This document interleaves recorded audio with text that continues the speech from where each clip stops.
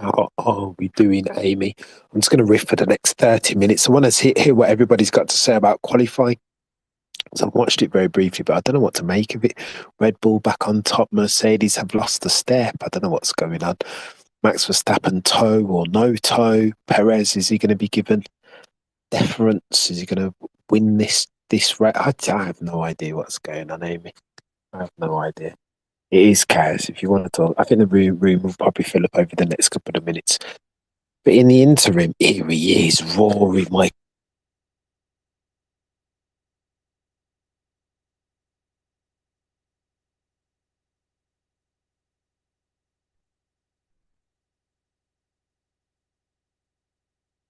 sea level W13 back and being shown for what it is, a tractor. Because I don't know.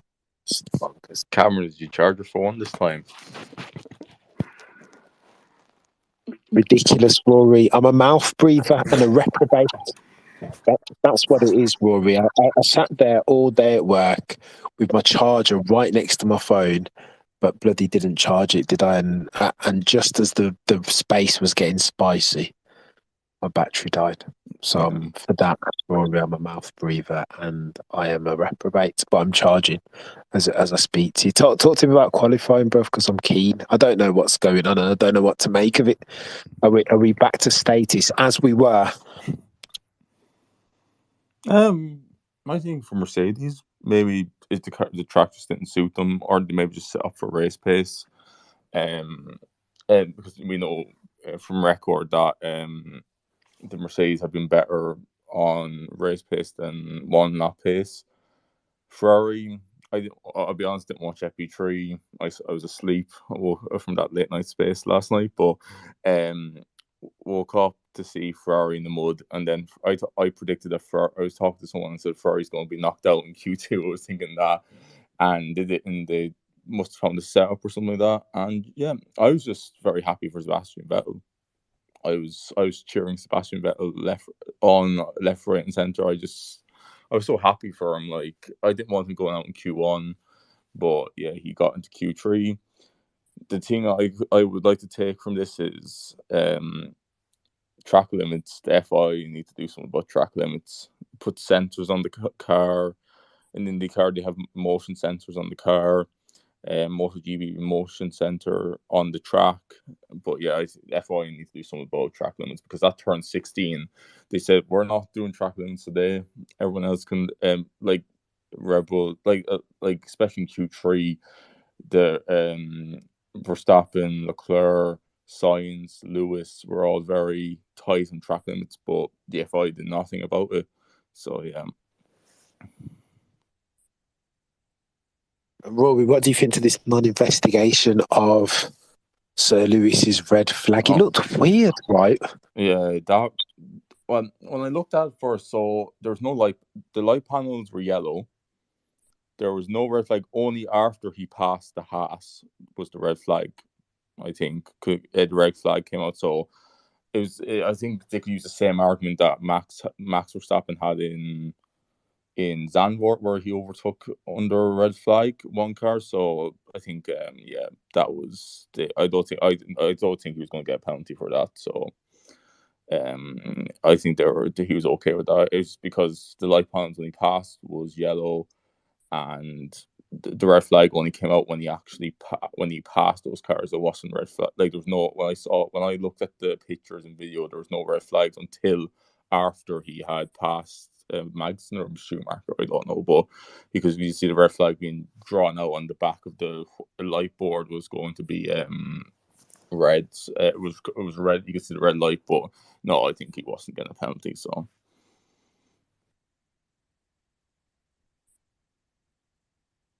Which Rory's chaos in and of itself. If it's red flag, get the red flags out. Wave red flag straight away. Don't depend on a light that only works one way. Ironically, the way that the drivers can't bloody see. Why are they? I don't want to make this about the FIA, but I feel just as I thought it was out, they drag me back in. Rory, talk to me very quickly about Max Verstappen's dodgy move. I've just tweeted something. I saw that. I didn't. I was watching like qualifying as you do, and you see, when they cut the camera and you see Lewis, see a Red Bull. I thought it was Perez at the time, but it was Verstappen, and you see a Red Bull slowly moving, and I thought they had an issue or something, and then you just see Lewis go past him, and then they cut away, and I'm thinking that's a bit weird, and then when I scroll onto Twitter and see the onboard, yeah, that's a bit dodgy by Max, to be honest. A bit dodgy, Rory. A bit. Listen, here's my hot take on this. The FIA can't just sit on the sidelines and wait till these guys come together, right? When they see the steering inputs and the line of trajectory of Sir Lewis Hamilton, they need to do something. Just because these dudes don't have an accident, it doesn't mean you can't be doling out these penalties. In fact, you know what, let me extend that a bit further. It doesn't mean that you aren't obliged to give out penalties when you see somebody doing something so dodgy as to stare so blatantly and deliberately into a passing Sir Lewis Hamilton. And again, Gilles Villeneuve. I mean, my guy Peter Windsor's always saying, listen, when these guys are travelling at their quickest on the straights, that's when you have the most dangerous incidents. So surely then, Rory, the FIA, if they don't want to slip back into the old consistently inconsistent, the old Michael Massey settings of 2021, surely at some point on the back of this, and then the Lando Norris move a couple of races ago, surely they need to set a precedent, or else one of our beloved drivers is going to get hurt at some point in a crash on the straight. I think the FI are just too focused on entertainment at the minute. They don't want to. I think they're too scared that FOM are going to do something about. Like, they don't want to. I know they're FI are there. They're supposed to be the regulatory body. They're supposed to do safety and like that. But when you are, I think they're so scared with this whole popularity of F1, they don't want to change the entertainment aspect, and that shouldn't be the case. They should be the ones controlling safety, should set a precedent. It's like, even like you saw with Vettel and Perez, 3 times Perez blocked Vettel, and he should have got investigated for that, because it's the FIA or just the FIA. It's just not going to change. You know what, sadly, I just feel like I need to mobilise on. I'm not saying that I need to march in the streets over this, but something needs to happen soon and prompt, right? Because otherwise, I don't want to do the after the fact thing, right? One of these guys will get hurt / lose life if the FI don't start to act proactively, right? And I just don't want to be. I don't want to be looking back saying, "Oh well, I wish we'd done something preemptively and not waited for this to happen," because it just feels like it's inevitable at this point. We keep seeing these guys weave and do dodgy manoeuvres on the bloody straights, and that again but if you wanted to cause a potentially life-threatening incident, then that's the best way to cause it, Rory. Bloody Nora. It's too much, man. It's too much. I'm getting stressed. Anthony, you have a hot mic, sir. Good evening again, gentlemen. Hope you guys are well. First incident about the red flag incident with Lewis. Boy, I never knew Lando was a snitch, boy, until today. Like, flipping out, boy. I thought that was Max. I thought that was Max's job, but for him to say, "Oh, Lewis passed under the red flags," was like, when I look back at the clip, there was no red flag at all until after he passed. But I was just like, look, the FIA, they're going to investigate it, but they've got no grounds to stand on, because one, the light was yellow. It's only when you look at the back of the sign, it was flashing red. And then after he passed, I think it was Magnussen, that's when the red flag was raised. And two, what you guys said about Max, what he was doing today with Lewis, I'm just like, I keep saying this, there's something about, because Max knows that Lewis is his biggest threat, for some reason, he's weaving and is looking in his mirrors, and as soon as he sees Lewis, he wants to move his steering. Like, what are you doing? Like, and the guys just had it ready and said, let him go, let him play. It's like, what was Max thinking? I don't know what's wrong with that. I don't know what's wrong with that guy. He's still got so much growing up to do. He's 25, and he's still acting like a kid. Like, why would you put yourself in that position to do something like that? Supposing you actually caused an accident, like, and people want to. People still want to back him that he's a talented driver. Yes, he may be talented, but you have to question when he does stupidness like that. And again, in the Brazil race, you then have to think, what is it? Why do you keep doing these putting yourself in stupid situations, and then you don't want to take accountability? Because I guarantee you, if he hit Lewis, he's going to turn around and say, well, he ran into me. He won't take accountability for his action. And it really just irks me that this kid, this young man acts the way that he does certain times, and it's only when he sees Lewis, and I'm just like, I don't know.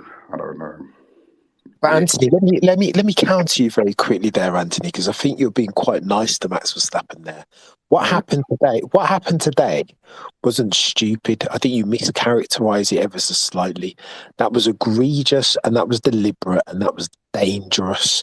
That's worse than anything I've seen, aside from the brake test last year, as far as potential downsiders and life-threatening injury. That's that today, although it didn't cause an incident, and most people look at it and say, you know what, it didn't cause no harm, no foul, it didn't cause nothing. We've got to look at the process here, right, more than the outcome. And what could have happened, the potential downside as far as life-threatening injury or life-threatening is massive on a straight. You cannot do that's rogue. Can't do that. Supposing Lewis had been looking down at his steer, anything could have happened, and it could have been really, really bad, worse than anything we saw at Monza last year or Silverstone. So I think you're being very generous to Max there as far as what happened today. I'll let Thanos deal with that, because Thanos, me and Thanos, we go back and forth with Max, but I'll let Thanos deal with that in regards to Max. But the FIA, if this is the thing that's going to get to me next season, if Mercedes are competitive, like really competitive against Red Bull, we're going to see what happened in 2021 again next season.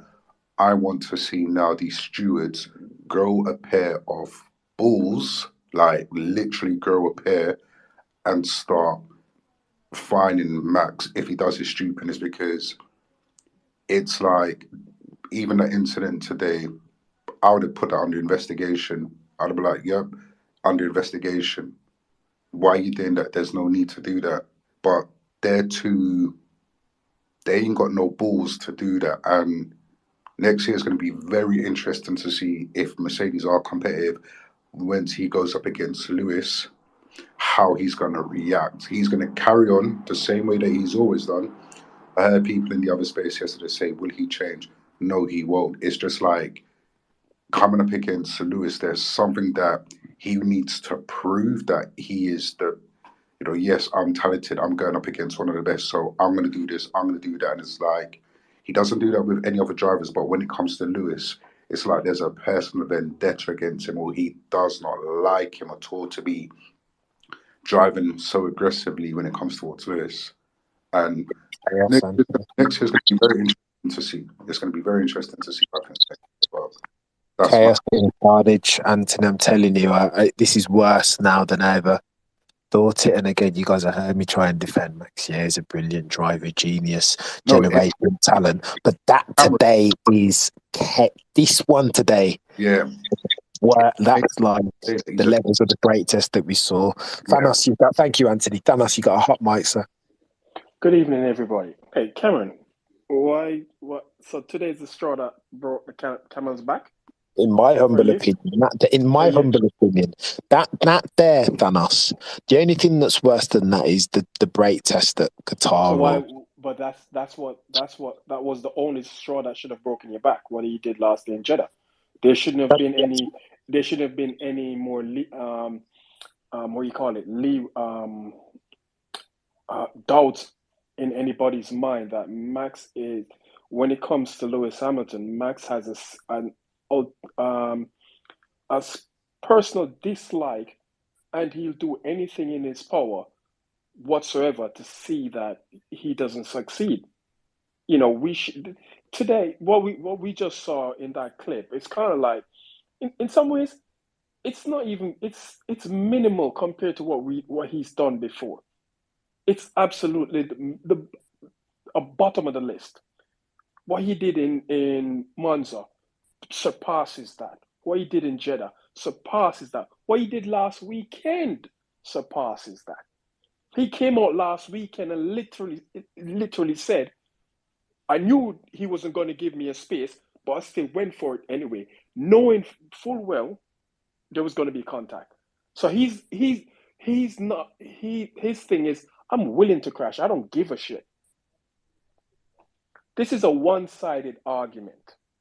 This is like Maria Sharapova versus Serena Williams when people said this is a rival. There's no rivalry between Lewis Hamilton and Max Verstappen. Max Verstappen has created a rivalry in his head. This is one-sided, and you know, we've had this conversation before, and I said the reason why Max drives the way he drives in Formula One is because the rules have been adapted to accommodate his style of driving, as opposed to him having to adapt his driving to the rules. He's been allowed to do these things for years, and everybody view it as, oh, it's refreshing, it's aggressive. You know, it's what Formula One is, a non-contact sport. You don't need to be running someone off track for it to be exciting, or for you to be, you know, praised for being aggressive. You can race aggressively without pushing anybody off track. We've seen Lewis and Alonso race aggressive. We've seen Lewis and Charles race aggressive without anybody coming together. But every time Lewis gets within a couple of feet of Max, it becomes a situation of, yeah, is there going to be a coming together? And it's always Lewis having to. Obviously, Lewis is the older one. You know, he's the more mature and sensible one. He thinks long term. He's the one who's thinking, no, I'm not gonna get into an accident with you. I rather lose or win and finish the race than actually crash and not finish the race. Because at the end of the day, if you listen to when he speaks, he said, look, there's 2,000 people building these cars for us. And for me to go out there and just get in an unnecessary crash and finish it, it's doing their hard work a disservice. Max doesn't give a shit. And the sport has allowed, the media, everybody has allowed him. They've put in his head that, you know what, you're untouchable. And he'll continue to operate like that until, like you said, Cameron, something serious is gonna happen. If it wasn't for the halo last year, Lewis would be a dead man. And what was his reaction to that? That's what happened when you don't leave space. Tells you he has no respect and he has no remorse towards Lewis whatsoever. None. And I've been on record many times of saying this, and I have no intentions of change. Max is a racist asshole.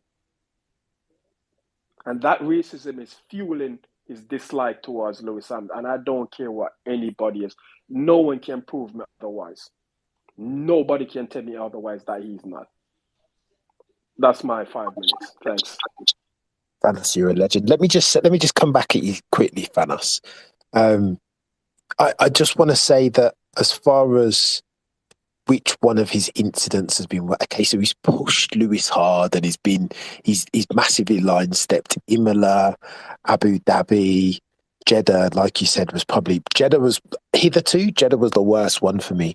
This one today, though, it's the deliberate nature and the extent of the potential health downside, right? When you have those accidents, these are the type of things that killed Gilles Villeneuve, right? These dodgy accidents, these weaving type ones that happen on the straight, because these cars aren't meant to crash into each other's gearboxes, man. And that's why I feel like today, and I suppose what's he risking? Similar situation to Brazil, right? What's the upside? You're in quali, son. Like, there's nothing to be gained. Let Lewis go. So again, it stresses out my life. What will he be prepared if the stakes are zero? and he's prepared to do something so egregious and so potentially dangerous, it does stress out my life. I'm backtracking, Dallas. You've heard me talk very Okay. differently in previous spaces before. It stresses out my life to think what he's prepared to do when the championship's on the line, when it's for all the marbles, and it's Lewis Hamilton again. It'll be much more But Cameron, egregious. we saw that last year what he's prepared to do. He's prepared to do anything in his power if it means both of them doesn't finish the race. Monza, Jeddah, you go back to even Spain last year. Remember what Christian Horner said after the race in Spain, that had Lewis, when they showed him the video of the start going into turn one, he said had Lewis not moved, that would have been an airplane crash.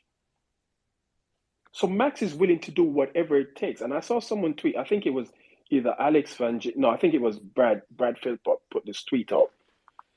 What this acrimonious relationship or this one-sided beef that Max has created with Lewis, it gives George an advantage if Mercedes has a competitive car next year.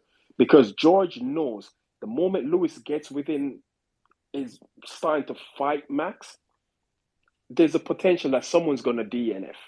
And he wants to be there when that DNF happens to pick up the pieces and benefits from it. You know what the joke is, though, Thanos? On that point, I don't know if you saw the replay of George and Max's interaction into turn 1, turn 2 last race. I've got a feeling, if past this prologue, that Max might treat George in a very similar way to how he treats Max. We haven't seen it much yet, but as far as if you watch back sprint quali, the way George had to back out of turn 1, turn 2, exactly the same thing that happened between Max and Lewis would have happened between Max and George in sprint qualifying, but for George having backed out of turn 1, turn 2. But so you said the overall point is overall racing etiquette is I'm gonna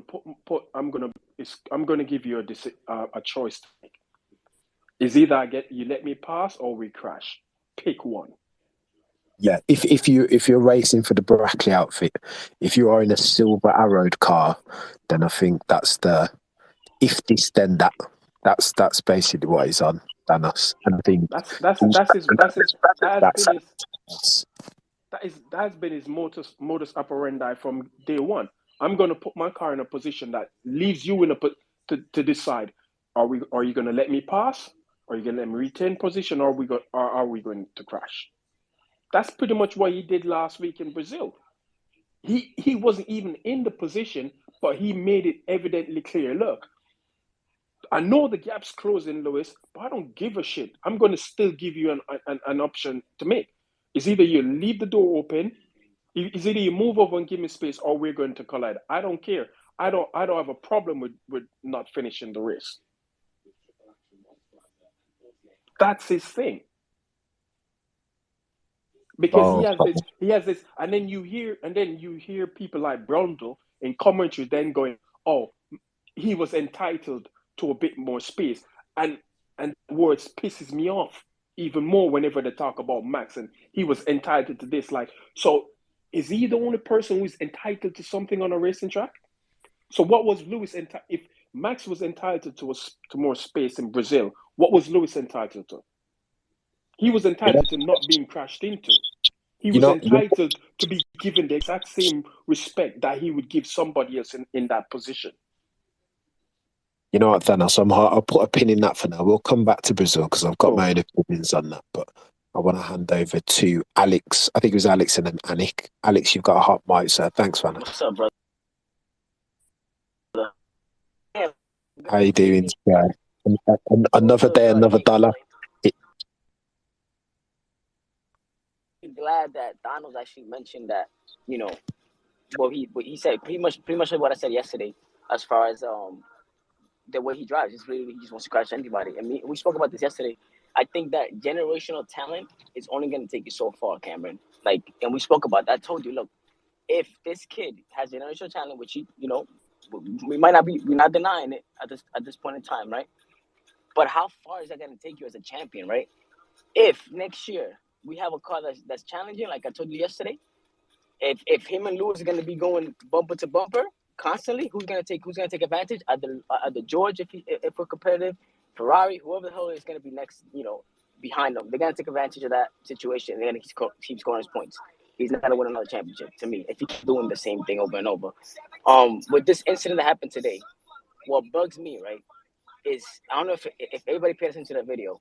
This kid literally looked at the side view mirror, bro. He kept looking at it, bro. He knew it deep in his heart that Lewis was coming. And he kept looking and looking and looking. And as soon as he seen this kid Lewis coming by, that's when he decided to turn. And then what bugs me the most, I don't know if anybody heard the radio, his own team told him, let him go. Let him play. Like, what? Bruh. Like, are you guys in this together? Like, I don't understand. Like, I wish I could sit back as a fly and listen to these conversations these rebel people be telling Max. Because at this point in time, they must be enabling every single thing he does. How you gonna tell him, let him go, let him play? Like, what, bro? That was so dangerous. Like, if Lewis didn't go a little further out, bro, they would have clipped. Maybe nothing major would have happened, but they would have clipped. And for what, bro? You're in qualifying, like you said. For what? Like what's the point? And with that being said, it's like, if he continues being that way, right? Today is Lewis, right? But when Lewis retires, who's next? George? He's gonna pick somebody else, another target. At this point, I feel like he picks his targets, sticks to them, and once that dude retires, it's gonna be another person that he's gonna be doing the same thing to. This is the way the kids drive. Like, he's a one-trick pony, and it's sad to say, but it's crazy to me, bro. And I that's my 2 cents. Oh, Alex, what a difference the 24 hours makes, man. I have to walk back 90% of what we said on the space yesterday, because what I saw on track today was ridiculously dangerous. Aniki, thanks for that, Alex. Aniki, have a hot mic, sir. What's going on, Cameron? You all right? I was all right, bro, before I saw this video of this man just doing chaos on track. It's crazy.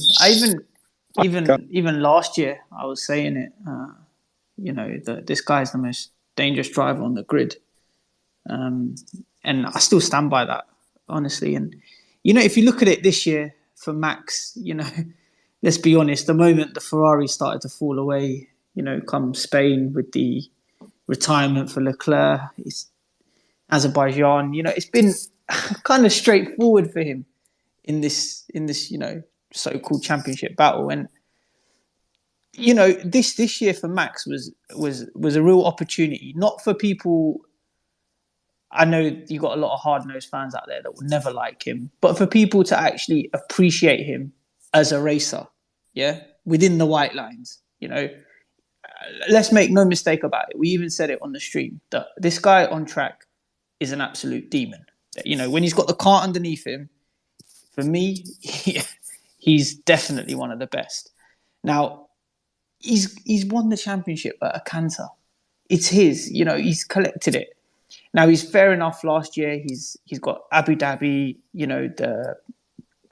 I'm going to call it Massey Gate hanging over him. He's got the budget cap hanging over him this year. But regardless, he's still got 2 championships credited to his name. And yet, come the final part of the season, for the casual fan or a fan that really appreciates racing, for you to start appreciating Max and what he's done this year, he's really, really making it hard for himself. Like what happened last week, it was a sterling effort to come through the track after that broken wing. But then, you go into Lewis like that, you do that right at the end with Checo.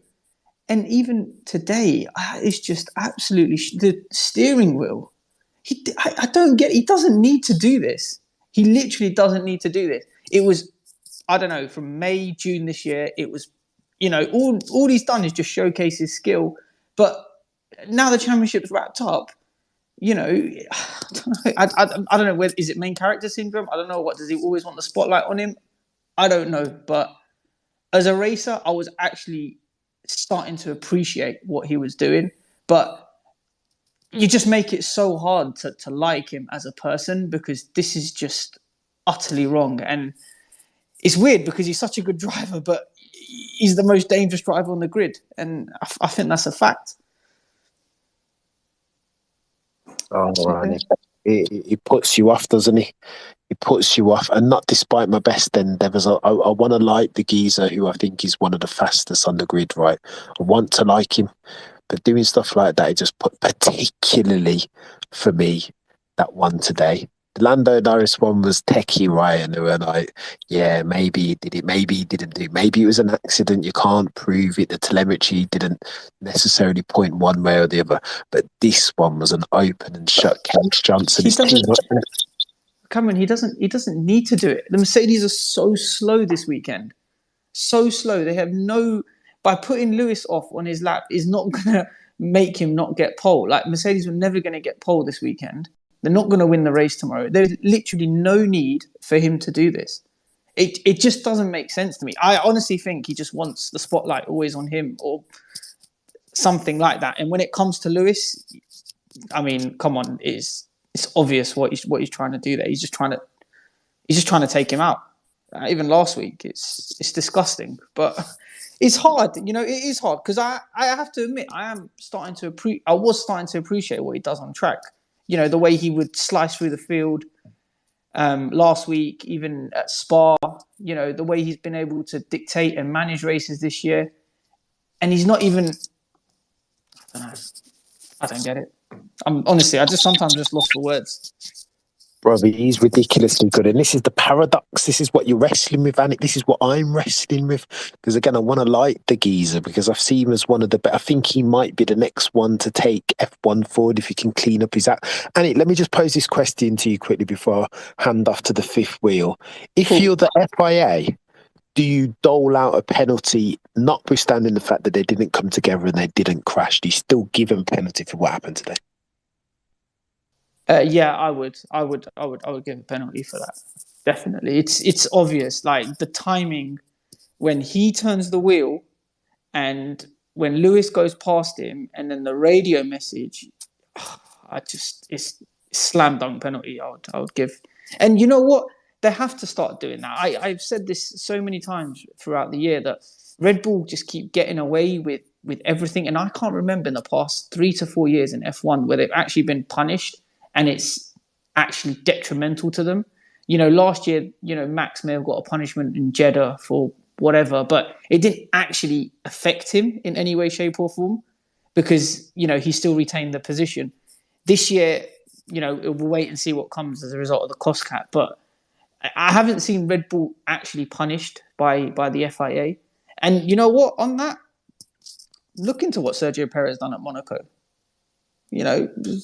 Why? That again is, just putting a smear on the sport, and it's just making it like a movie, like a theatre, if that's what they want. But yeah, back to the original question, I would give him a penalty for that.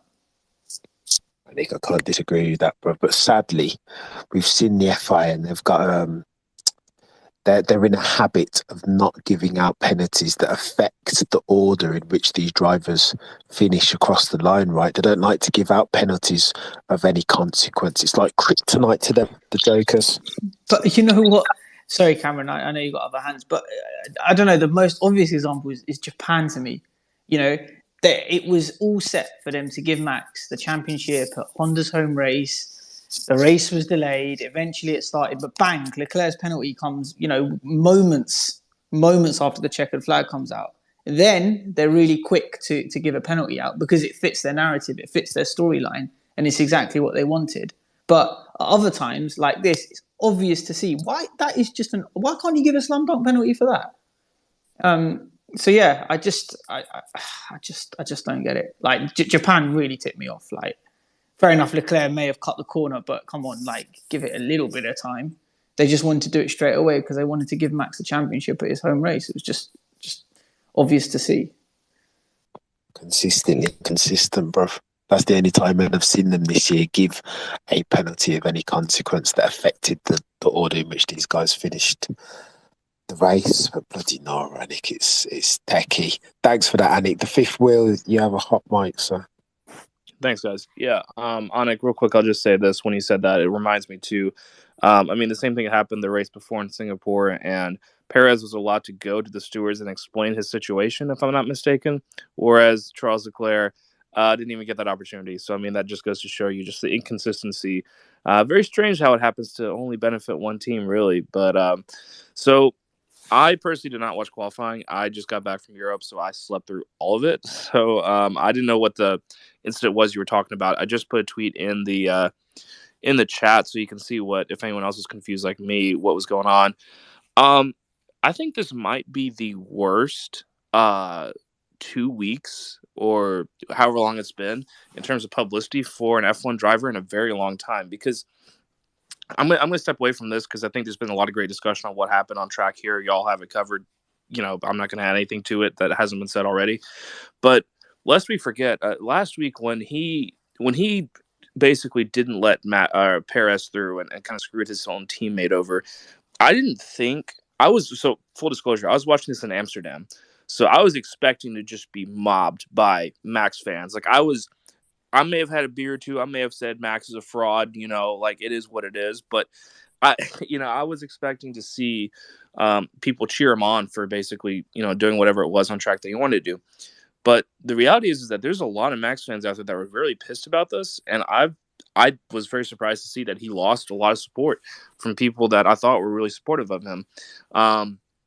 And so I think that it's a really interesting conversation to have, because we're going to be looking at what the future of the arguable leader of the sport currently is going to have. I mean, we're losing Seb. We've seen one world champion leave. I don't know how much longer Alonso is going to be driving, or Lewis.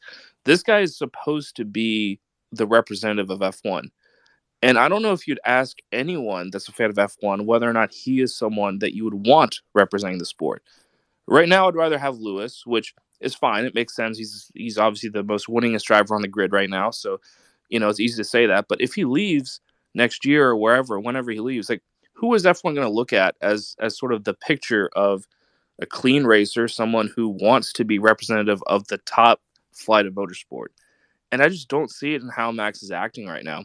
So I want to kind of curtail this conversation and kind of shift a little bit so that we have some more discussion in this chat about his teammate and the future of Red Bull as well, because obviously we're coming into this last race. The real fight tomorrow is going to be between Leclerc and Perez for that second place finish in the championship.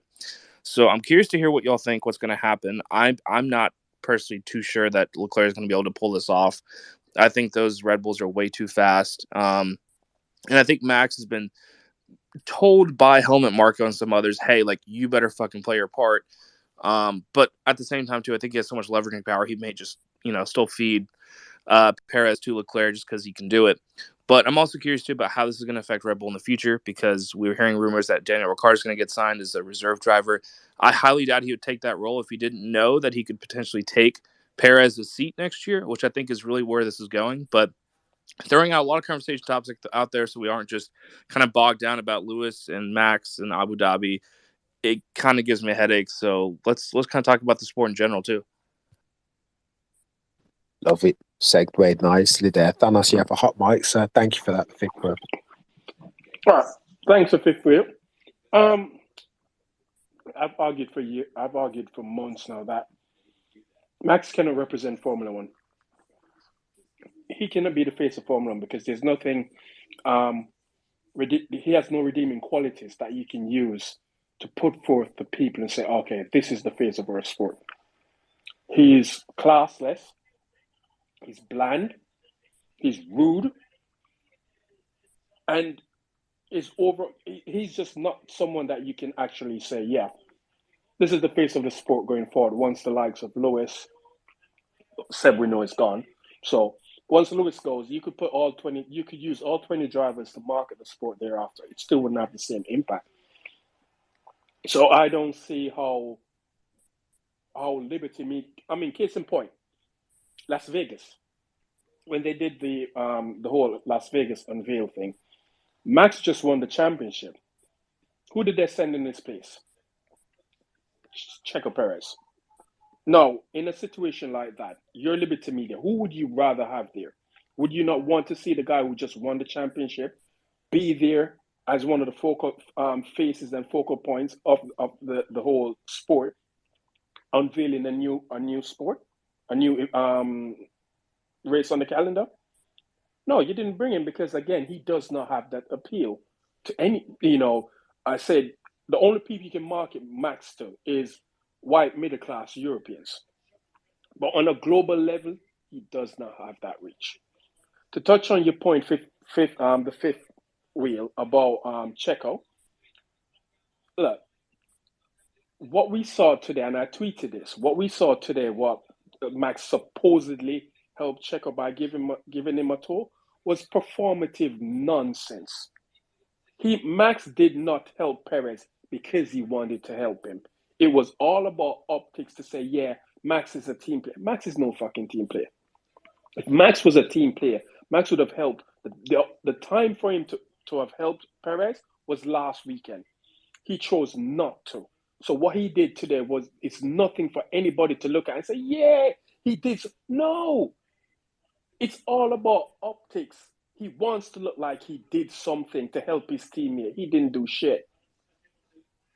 Because now tomorrow, he's just going to drive off into the distance and win the race. Perez is going to screw up tomorrow. I'm convinced Perez is probably going to screw up and lose second place in the championship. I don't think he will. Cool. Oh, well, if he doesn't, then I'm happy. I'm happy to eat humble pie. I have no problem with that. But I just have a feeling he's going to screw things up. Why do you think that? Because it's Perez. It's Sergio Perez. I don't rate him. I don't think he's that great of a driver. So the way I see it is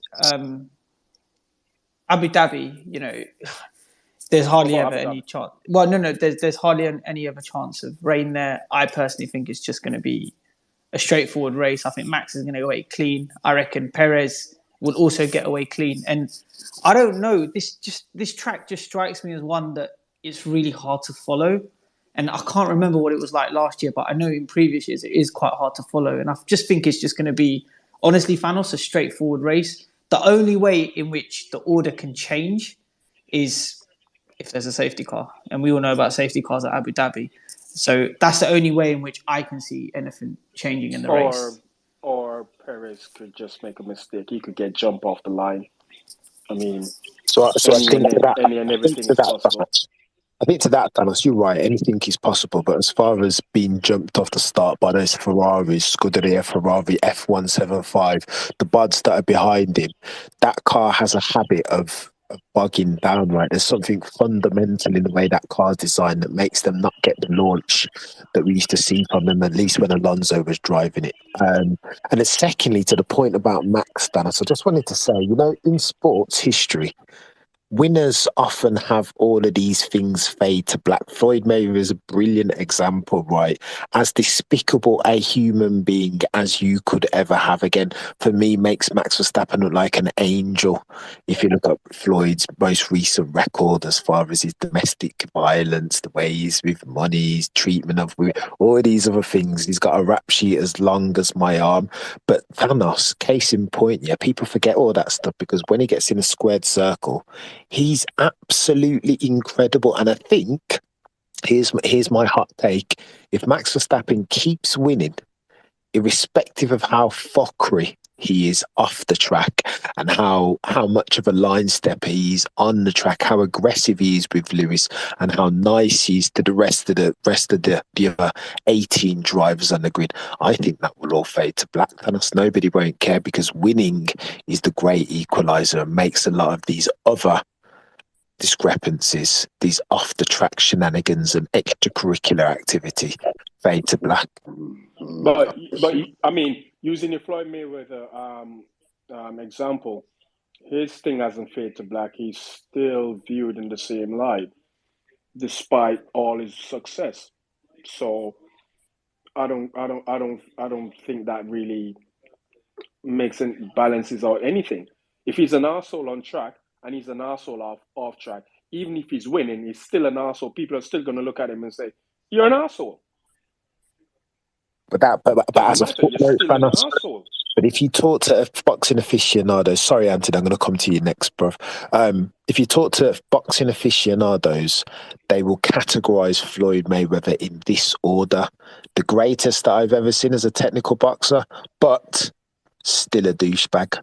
And it's the same way they'll look at Max. They'll say, "Oh, he's a brilliant racing driver, but he's still a douchebag. Yeah, but in that order, critically, Thanos. And sometimes they might even forget the second clause. They might just say he's a brilliant race and forget to talk about him as a douchebag. But you know why they'll forget the second clause, right? Okay. There's a multiple of reasons, a multitude of reasons.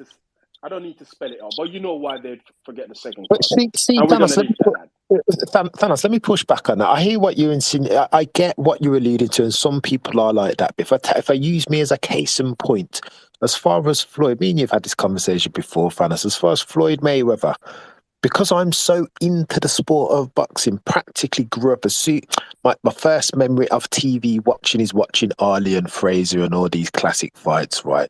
So as far as my relationship with boxing as a sport is concerned, when I see brilliance in the squared circle, I just get the heart eyes. I can't help myself, even though Floyd is a douchebag and he's a scumbag and he's a domestic abuser and he's gone prison and he's just not a nice guy, right? But when he gets in a ring and he fights Marquez as he did and Pacquiao and Diego Corrales, I just get the goggly eyes. Thanos, I can't help myself. And whilst you're right that there are some people who will fall in love still and excuse all of Max's indiscrepancies for the wrong reasons, racial or whatever. I think there are some people, die-hard fans, Brundle, myself, Anik, I put him in that. I think Thanos, you're in there too, but you see things clearer. Will look at Max and still be in awe of the things that he's able to do in that car. Anthony, sorry, Anthony, mate, I'm going on it, but you have a hot mic, so. No, I was just going to echo what Thanos was saying, that if you look at Max, you know, he will never be the face of F1. I'm sorry to say, regardless of his 2 championships, you know, talent can only get you so far. Now, if you look what Lewis does, Lewis is the GOAT. You know, he touched kids' life. There was, in Brazil, one kid was actually crying when he was actually speaking, when he's actually going to speak. And Lewis hugged him, and it's just like, that's the type of example that you want a world championship to be. Not an arrogant arsehole like Max Verstappen, always blaming other people and not taking responsibility. Now, once Lewis does retire, I could say George Russell could potentially be the face of F1 going forwards. Max doesn't have the capability to be, you know, the face. He may have his 2 titles now, but let's be honest, if they, after next year, let's see what happens next year in regards to their reduction of their wind tunnel and see how competitive they are next year. We'll just have to wait and see. Like, I look at Max and thinking, when I listen to him, I'm just like, if any competent driver, like a teammate, if he had a proper teammate and he did them stupidness, they would go after him.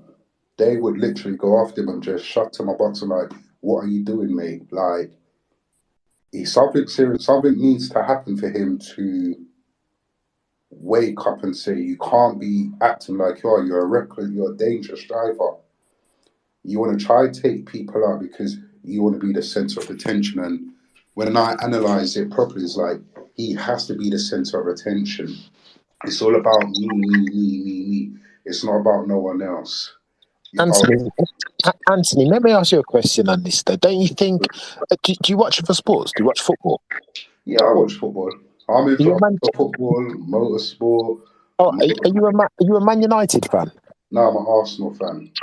All right, so look, you know, so you see the thing that's going on with Ronaldo. If you talk to a lot of Man United fans, yeah, they still, even after the Piers Morgan interview, they're still not going to say a bad word about Cristiano Ronaldo. He will always be in their eyes the prodigal son because of what he's done, the trophies that he's won, the success that he's had. And this speaks again to the point I'm trying to make to Dana. Sometimes when you win, people tend to forget, diehards and casuals alike, right? People just have this tendency to forget about the off track or off pitch indiscrepancies. Do you not think then that over the next couple of years, if Max keeps winning, if, and again, particularly if Mike Elliott and the guys at the Brackley outfit can pull out their finger and build a car that would allow Lewis and George to go and win the championship, if Max Verstappen can win another 2 or 3 or 4, do you not think that all this stuff fades to black, that in 2, 3, 4 years' time that we don't even remember this because Max Verstappen, the story, the headline on Daily Mail will be Max Verstappen, 5-time world champion, one of the greatest drivers that we've ever seen? No, the reason why, as the saying goes, it's the first impression that counts. His first impression when he came into Formula One was a joke. You know, he was called Crash Verstappen. So Vettel had to constantly go to Horn and say, mate, what's this guy doing like? And that's your former 4-time champion going to your old boss to say, what is he doing like? You know, his impression of how he's conducted himself, that will have a lasting effect, regardless if you win the championship.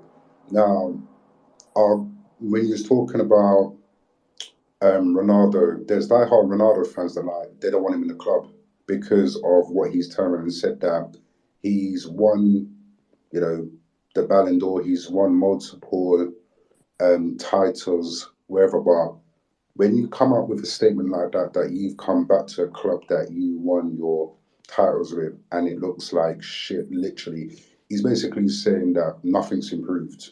He'd rather Arsenal to win the title before Man United. From when you come out with statements like that, I've heard so many diehard Ronaldo fans like, nah, I don't want him at the club. You know, how could he turn around and say this and the other after we've done X amount of this for him? It's the same thing with Max. His first impression of when he's coming, he's arrogant. You know, he's arrogant to say that it's all about me. You know, last week alone proved it. It's like he thinks that it's him. I'm running Red Bull. Christian Horner don't have a Christian Horner. He's a lackey. He don't have control. He may give all the PR bullshit about you know, they've had a conversation, blah blah blah blah. But let's be honest. How can you, as a number one driver, turn around and say to your team, I've told you this from last summer, I have my reasons. Don't ask me about that again. Like, who the fuck are you, mate? I'm sorry to say, but you know what I'm saying? Because you run things, Anthony. You can't say that unless you run things No, and but you've listen, got everybody under models. but Cameron, again, that's the impression that he's given off. You think he could do that at Mercedes? Toto Wolff would have slapped him down and say, mate, listen, it's Mercedes. It's not Max Verstappen. It doesn't say Max Verstappen. You're driving for Mercedes. And that alone, from what he said, don't ask me about that again. I'm just like, who the fuck you think you're talking to? Why? Because you think you won 2 world titles. Like, you work for me. I don't work for you. You know what I'm saying? Like, that there's literally a disrespect. And you want to say that if he wins a couple of titles, you know, it will fade to black. Nah, mate, like, you got a stinking attitude. Regardless of what happened in Monaco, you're upset because he may have spun out and cost you a qualifying lap. This shit happens in motorsport all the time. Who cares? You know what I'm saying? But you're holding on a grudge. It's like he can't let go. It's happened. You've already won the championship. You know what I'm saying? You've given an order from your boss and you disregard it and you want to come up with that on the radio. Listen, if I was the Red Bull owner, I'll be taking side off and saying, who the fuck you think you're talking to behind closed doors? I run this team. You work for me. You know what I'm saying? It says Red Bull. It doesn't say Max Verstappen. You know, you see where I'm coming from. So, like I said, he has got a lot of growing up to do as an individual. That's why he would never be the face of F1, regardless of his 2 championships. The way he conducts himself, and you've got kids allegedly looking up to you, they'll be like, Daddy, is that supposed to happen? Or even little girls will be looking up to him and say, Daddy, is that supposed to happen? You've got kids looking up to you who idolize you, and that's how you represent yourself as a champion. I'm sorry, but he will never be the face of this sport. Once Lewis goes, I would rather see George be the face because George carries himself with class. He don't do them stupidness that Max would do. You know what I'm saying? He wouldn't try that. But he's got class. Max doesn't have no class. He's just an arrogant, spoilt little brat who wants to get his own way. And when things don't go his way, you hear him on the radio whining and bitching and complaining and X, Y, Z. It's like, nah, man. Go on, then, Anthony. I don't disagree with anything you've said, yeah, but I will try and rebuttal with this.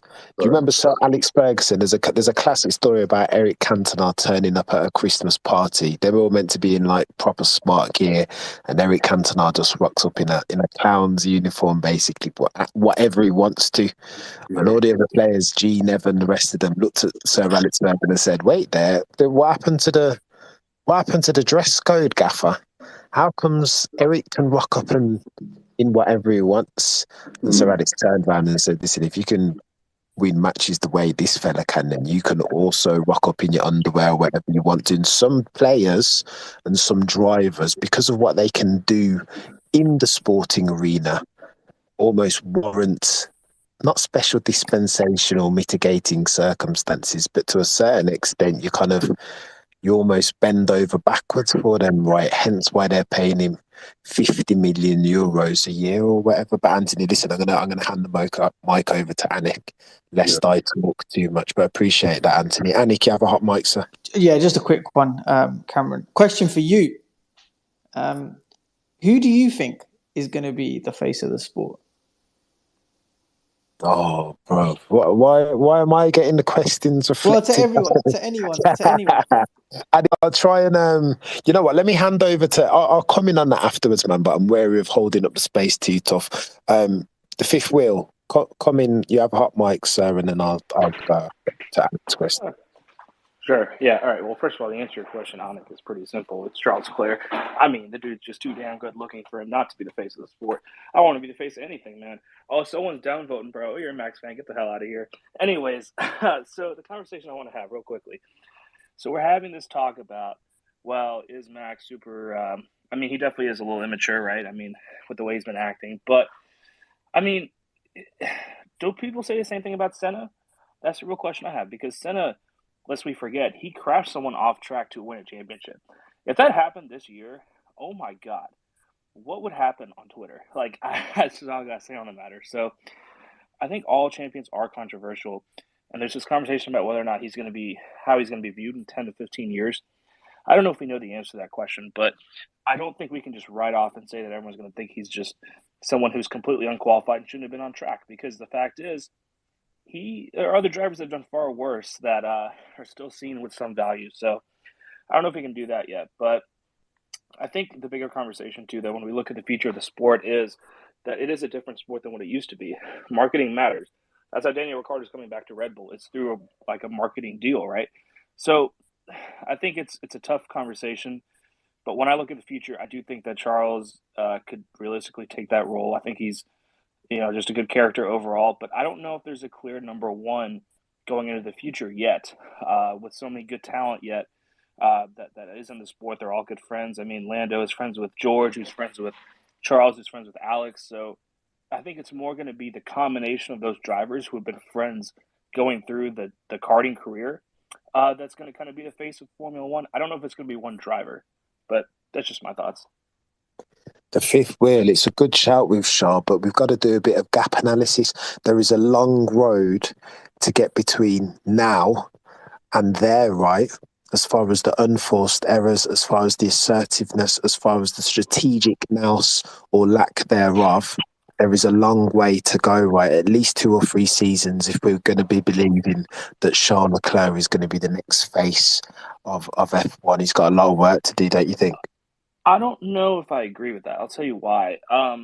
So you're right. On track, I think he has this season exposed that occasionally he does need to work a little bit on working under pressure. I don't think it's anything that's so concerning that I don't think that he can recover from it, because there's so many instances where he's performed well, and it's been his own team that has kind of ruined his chances of winning.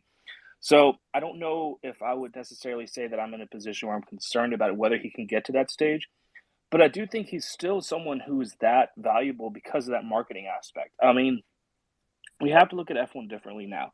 Now that it's owned by Liberty Media, now that it's gotten this huge bump from Drive to Survive, the face of F1 is much bigger than just a champion, right? Daniel Ricciardo was the biggest character of F1. He helped launch the sport into what it is today. He hasn't won a championship. He's arguably done pretty poorly in McLaren. It makes me sad, all right? Hate to say it, but he's had a tough career since that start in Drive to Survive, but he's been the one that's really brought the attention to the sport. So I guess it depends on how you view an ambassador of F1. And if you take all the different characteristics when it comes to marketing, when it comes to who their personality is, I think Leclerc's got everything else covered. On-track performance, lest we forget, too, I think he's been the best qualifier this season by far. I mean, that dude's been put on pole left and right. So I hear what you're saying, but I would argue that between his still stellar performance on track this year and the marketing side of things, he still kind of is the face of F1 to some degree. Oh, the fifth wheel. I don't know about all that. Yeah, too many unforced errors, not enough assertiveness, and lacking strategic and maturity, for want of a better word, in my humble opinion. And a quick hot take before I hand the mic over to Danos. I wouldn't be surprised on the back of the nightmare season that Charles Leclerc and Scuderia Ferrari have had in that F175, which absolutely was capable of winning championships, both drivers and constructors, as far as its absolute pace. I think Carlos Sainz might smash Charles Leclerc next year.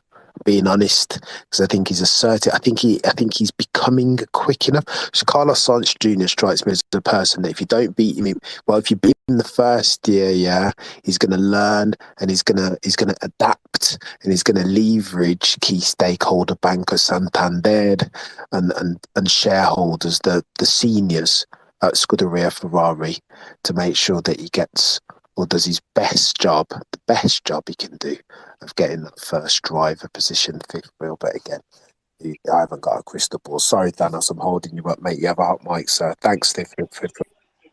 It's just something that the fifth said a while ago in regards. He brought up Senna and talked about Senna's aggressive nature and so forth.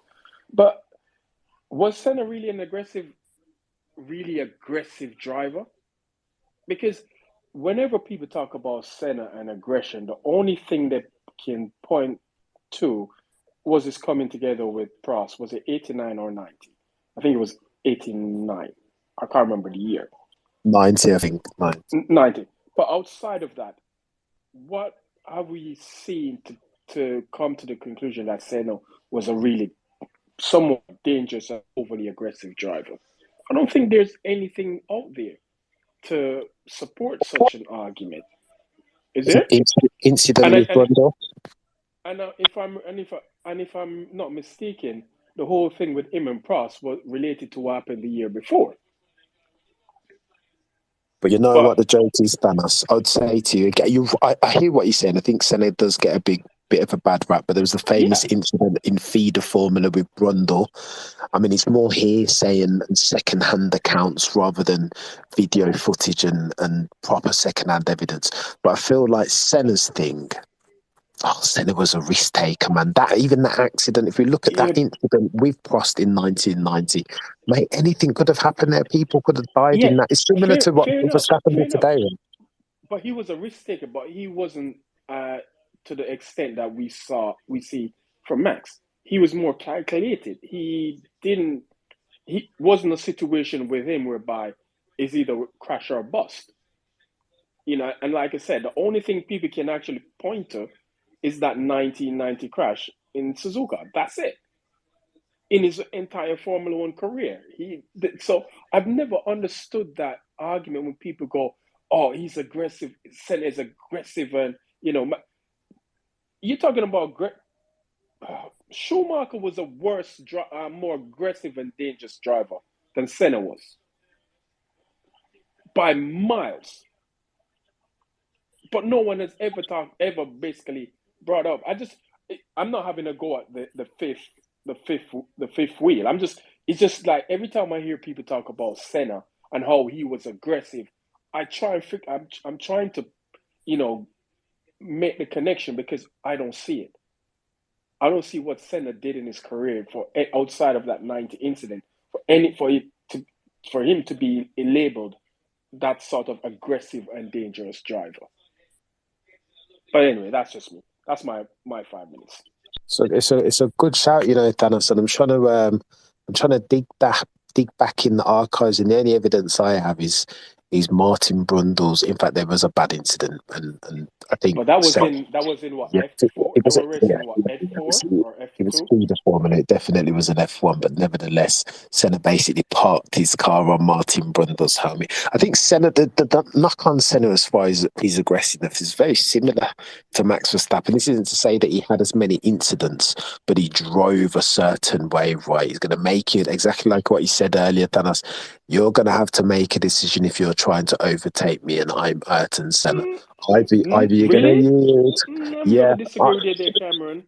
I'm gonna disagree with really, you there. Thanos. But if you listen to people that raced with Senna, a lot of them say this is the consensus on him, right? Either you're going to yield and let me by, or we're going to have an incident. That's just the way that Senna used to approach his racing, and not this. You're right, Thanos. Not dissimilar to Mr. Verstappen over here in 2022. But hey, Black Tommy Shelby, you have a hot mic. Thanks for that, Thanos.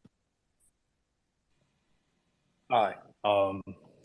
Yeah, I don't do this often, so I'll try to be clear and articulate my thoughts well. But I'd have to agree with Cameron a bit on as far as Max potentially becoming the face of F1 in the future. And I think the majority of the people in the space are very passionate Lewis fans, myself included. So we would probably like to see someone else take over, George Russell, Leclerc. But I agree with Cam when he says winning is the great equalizer. And another aspect to it is time is the greatest healer of all. So if once Lewis is finished and decides to leave, and this whole aggressiveness, Max is aggressive with everyone, but particularly Lewis. I mean, that's obvious. But if he begins to kind of level out, I don't think Max is going to raise his hand and say, "Hey, make me the face of F1." But from a money perspective, F1 and media just may force that up on him, especially if he's winning. He's always going to be on that TV screen. He's always going to have an article wrote about him, or I mean,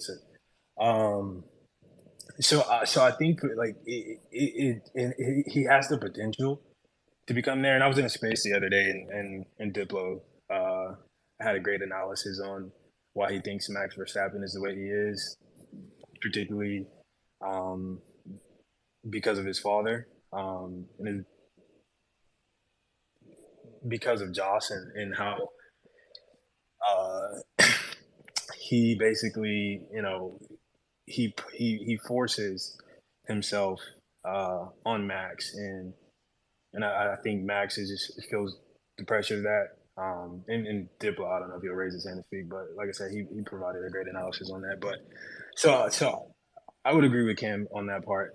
I mean, I'm an American. I live in America, and I watch every sport you can think of. And there's a ton of Maxes out there, and as long as they continue to perform, they get chance after chance. I'm in Houston, Texas.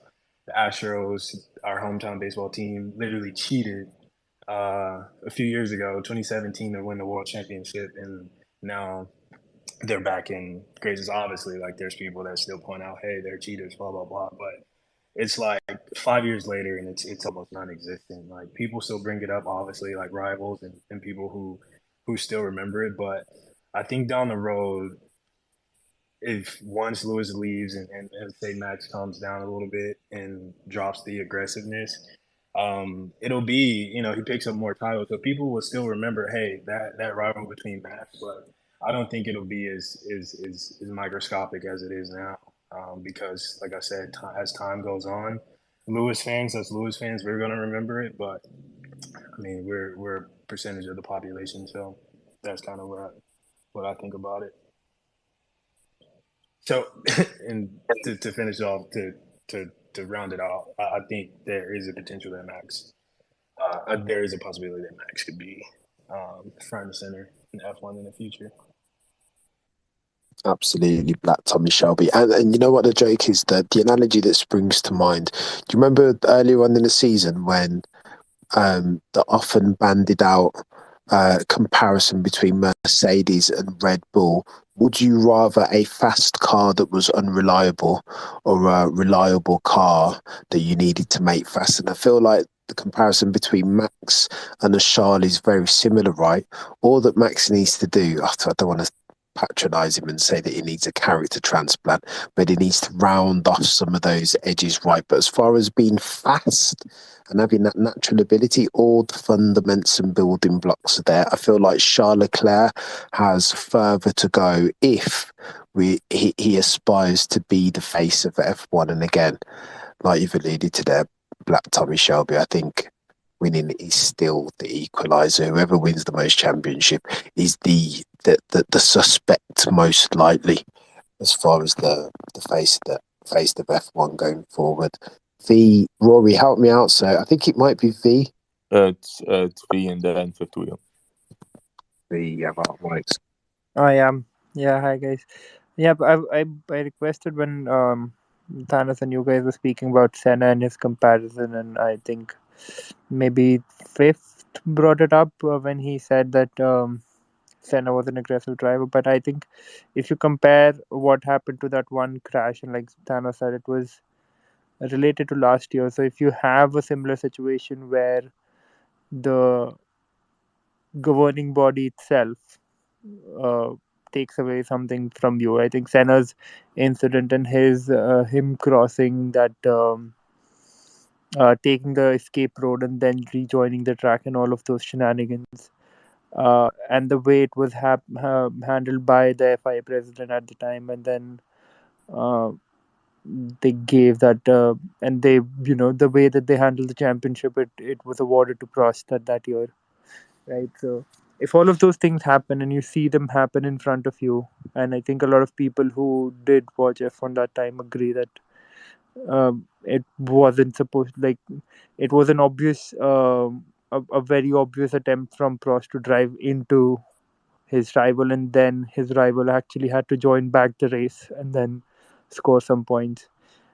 If you see such a thing happen and your rival then next year takes, kind of a revenge against you, and probably um, because there was nobody in the sport that was willing to listen to reason, and when he said that this was wrong, so he took matters into his own hand and actually crashed him out. If you think in a situation that would happen today, and people talk about, like, what if that happened when there was Twitter, if we see that the governing body is not capable of making the right decisions, and the driver then actually crashes out his rival and makes sure that he wins the title, would that be wrong then? Would that be an issue? If he clearly says that I did it because they failed to govern their sport correctly, they can ban me for a race, but I still won the title by the points.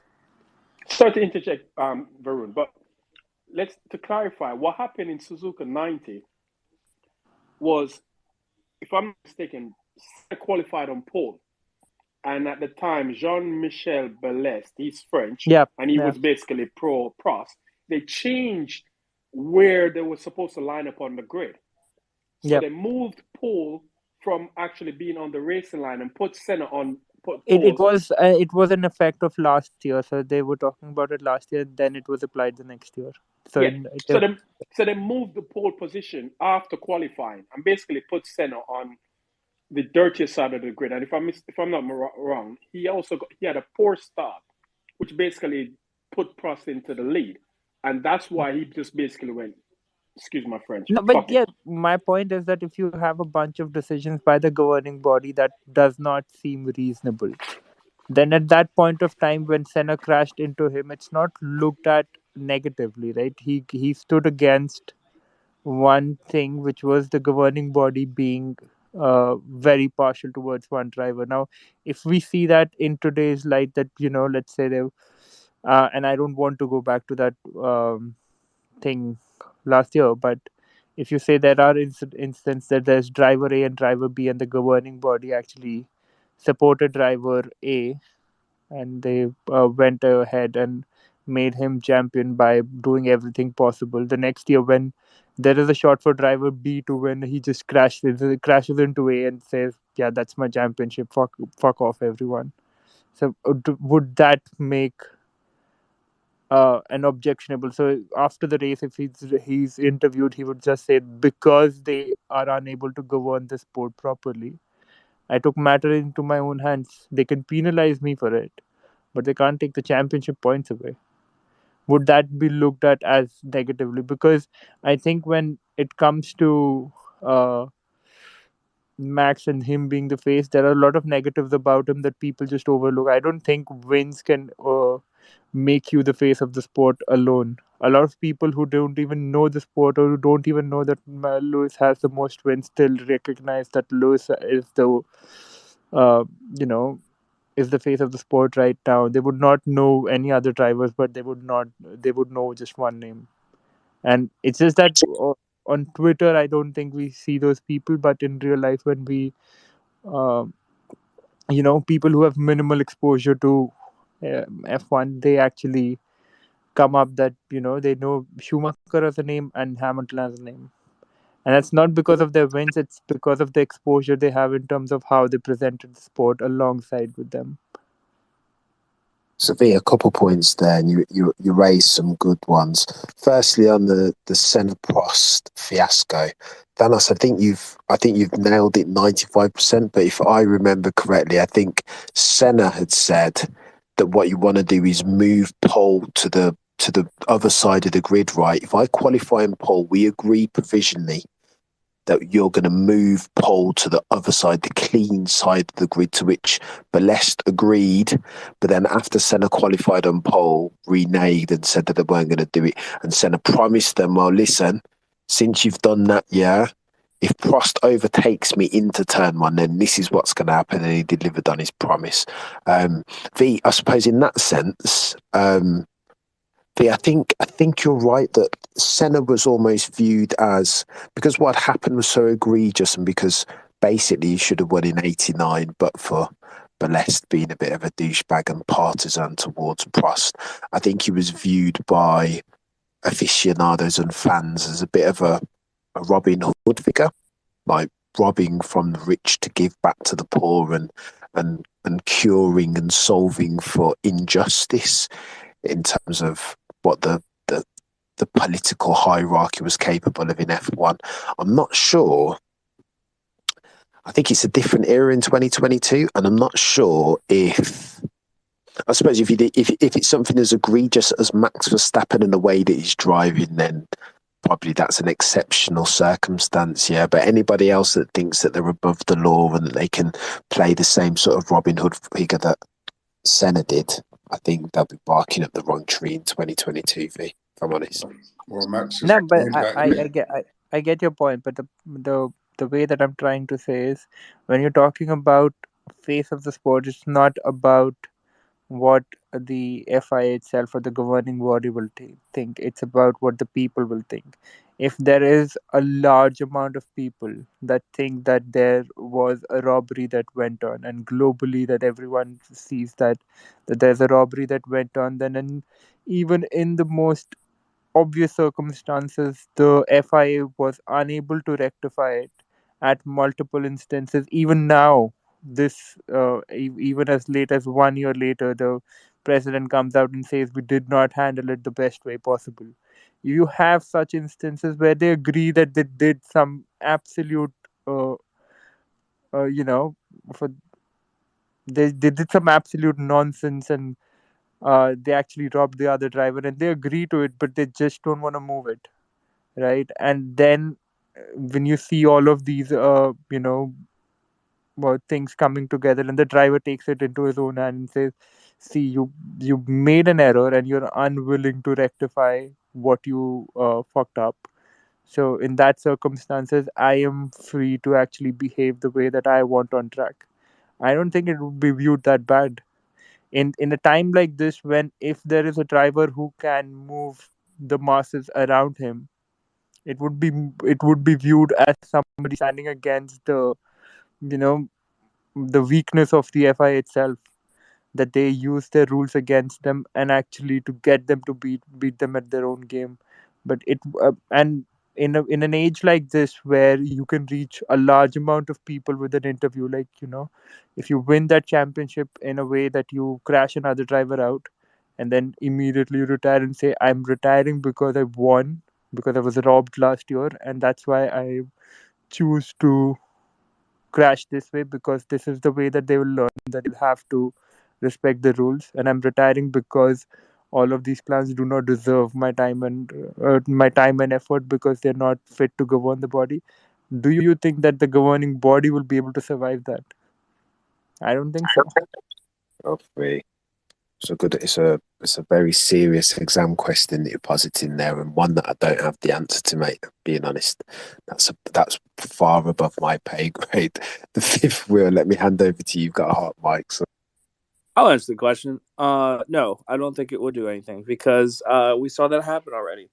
Uh, Look, last year, obviously, I don't want to bring up too much about what happened because I hate those conversations. But long story short, F1's more popular now than it ever has been, right? It only gets to become more and more popular every year.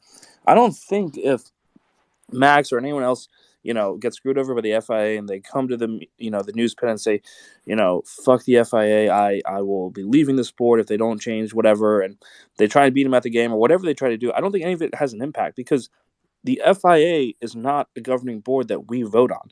They're not a government that you can impact by vote or by change or by any other measure outside of sponsorship deals or outside of money. And I don't genuinely think they're too big to fail at this point. I mean, I can't imagine a scenario where the FIA, no one tunes in to watch F1. Like, look at this season. There was a missile attack, 2 miles, 3 miles away from a track, and they still held a race. And everyone got pissed about it. Everybody on Twitter was like, oh, this is ridiculous. How are they letting this happen? And then we kept watching the rest of the season because we wanted to see what would happen. There's so much money tied into this. I don't think that works. But you do bring up an interesting point that I wanted to ask everyone because I don't know if it's been discussed yet because I've been kind of in and out and listening. But um, I want to talk about this whole situation about Monaco potentially. So obviously this is what Max was claiming. First of all, I don't even know how people knew right off the bat that he was talking about Monaco qualifying as to where Perez was kind of It was a Dutch wonky. interviewer. I'm sorry? It was a Dutch reporter that said it, the one who is close to the Max No, Verstappen. no. Brunda was the first to say it. Brunda said it on commentary before the Dutch reporters even came out and said anything. Okay. Interesting. Because that was one question I had. But okay, cool. So it came out somehow, some way, either through the Dutch commentary or through Brundle. Either way, it wasn't brought out by either of the Red Bull drivers specifically. They didn't specifically go out and say that. But the question I have is that Toto Wolff came out and said that, I don't think we need to go and investigate this. But to me, this seems like a pretty big deal. And it's been a question people have been having for a while now because we've had instances where people have made to pole and then crashed. Leclerc did this obviously in Monaco. Of course, in his case, he couldn't do the race after that happened. So, not exactly the best tactic there. But we have seen instances where people have benefited from crashing in quali. It seems to be a way that you could race fix. And in this case, it might cause a civil war at Red Bull. So my question is what does the FIA do? Are they going to do anything? And is this even something that we should be looking into in the first place? fifth, absolutely, they should be looking into it. If it's, if my guy Brake can have a look at the telemetry and say that not beyond reasonable doubt, not quite at least, but it looks like something dodgy happened. I mean, why was he? You just don't push. Your foot's not on the loud pedal there. It shouldn't be. And if it is, like by whatever, say you had a cramp or whatever erroneous circumstance it was, that means that your foot was firmly on the loud pedal there, then you're going to correct the oversteer, aren't you? And Yeah. Checo Perez just didn't even try, which makes me think. And again, people will counter and say, "Well, he was only in third, so what? There's no need to do that." But Max was coming in; he was on a hot lap, and he was ultimately behind Checo Perez. So I don't know if you're And if your first port of call, if highest amongst your priorities is to beat your teammate, then that's your smoking gun, right? That's your motive. So it's very techy, the fifth wheel. But just before we get onto that, I just wanted to pitch to Rory and Thanos in short order. Face of F1 2023, 2024. Where's your money going? Rory, I'll come to you Still, first. And we'll Lewis come back to Hamilton the is on the grid. same. Lewis Hamilton is on the grid next year, so that's not even a question, is it? Go on then, beyond that, Thanos. Lewis Hamilton is on the grid. Until Lewis Hamilton retires, he'll forever be the face of Formula One. So that's my question then. Beyond Lewis Hamilton's retirement, who's the face of it? Beyond his retirement, I don't know, because everybody on that grid is bland, boring as fuck. They don't appear. They've not got the same reach that he has. So put all 20 drivers together once he goes, still wouldn't have the half the impact he has on a global scale. So who would that be? I genuinely don't know. Because to be the face of a sport, you have to have some redeeming qualities about you. Give me a redeeming quality about Max that, you could pinpoint and say, the sport would be, the image of the sport would be in a good place with him there. We'll be able to attract more people to the sport who wouldn't care. I don't think you have any. Charles is good looking, but Charles is good looking. Big deal. George looks like a Tory politician. Okay.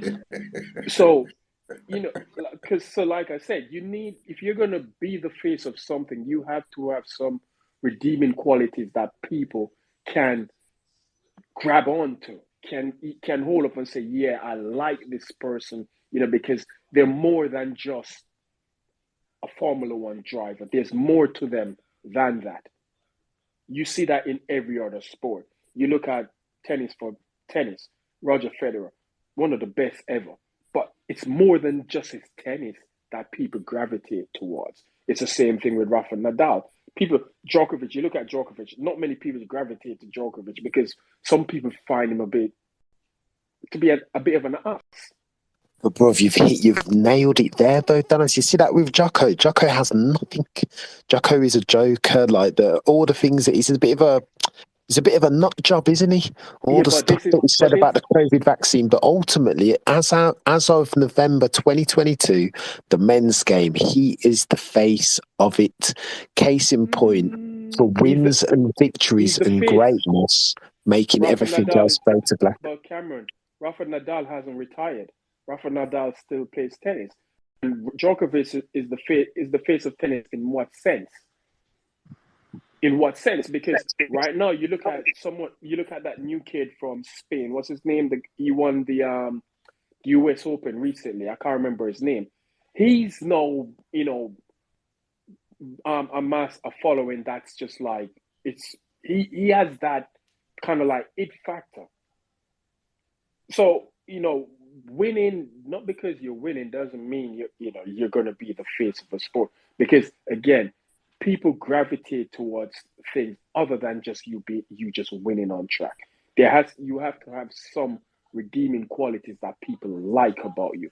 And you look at Max, you can't say that because he's rude. You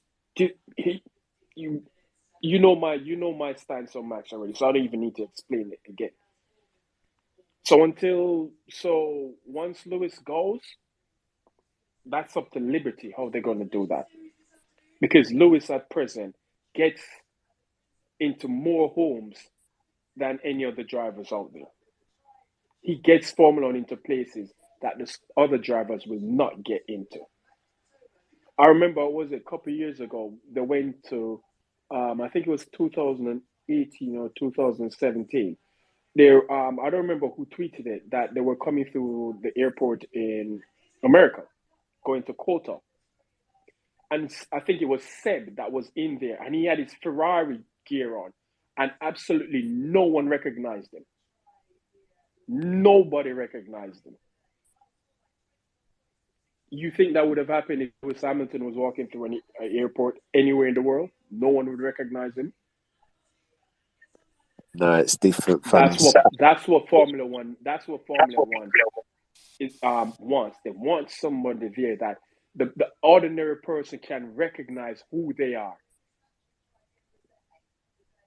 And most of these drivers outside of Formula One, they have nothing going on. Absolutely nothing.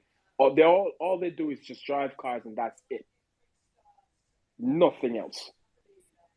You're not wrong, Thanos. I just think, and still, you underestimate people's how quickly their ability to forget these indiscretions in the face of 1, 2, 3, 4 championships consecutively. All that will just, I think, fade to black. But it's interesting. Rory, tell me, bro. Sorry, V, I'm going to come back to you, but Rory, I want to get your take on your very educated opinion, your expert opinion, as far as all things F1 is concerned. Who is the next face of F1 after Sir Lewis Hamilton chooses to hang up his Nomex? No, I think Lewis, when he stays in sport, will always be the face of F1. That's no doubt. I think when Lewis retires, he will. I don't think he will be as. He won't be as more linked to F1. I think he will do what he wants to do. What he's more focused on. He might go to music or whatever like that. And I think it's going to be like Tom said. It's up to Liberty Media. I agree. Max Verstappen is not a marketable driver. He's not. Like I think I can't believe is Red Bull is such a marketing giant that they don't want to market their own world champion. But I do think that I think I think only 3 drivers at the minute are marketable in F1, and that's Ricciardo, that's Vettel, I know he's going out the door, and Ricciardo's going out the door as well, and Lewis Hamilton.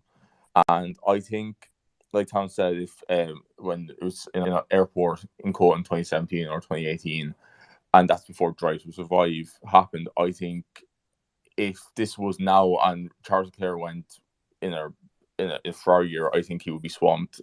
Any driver, even I think Nicholas Latifi would be swamped in his Williams gear. I think because of Drive to Survive, now every driver is marketable. You see them going down in the streets. They can't.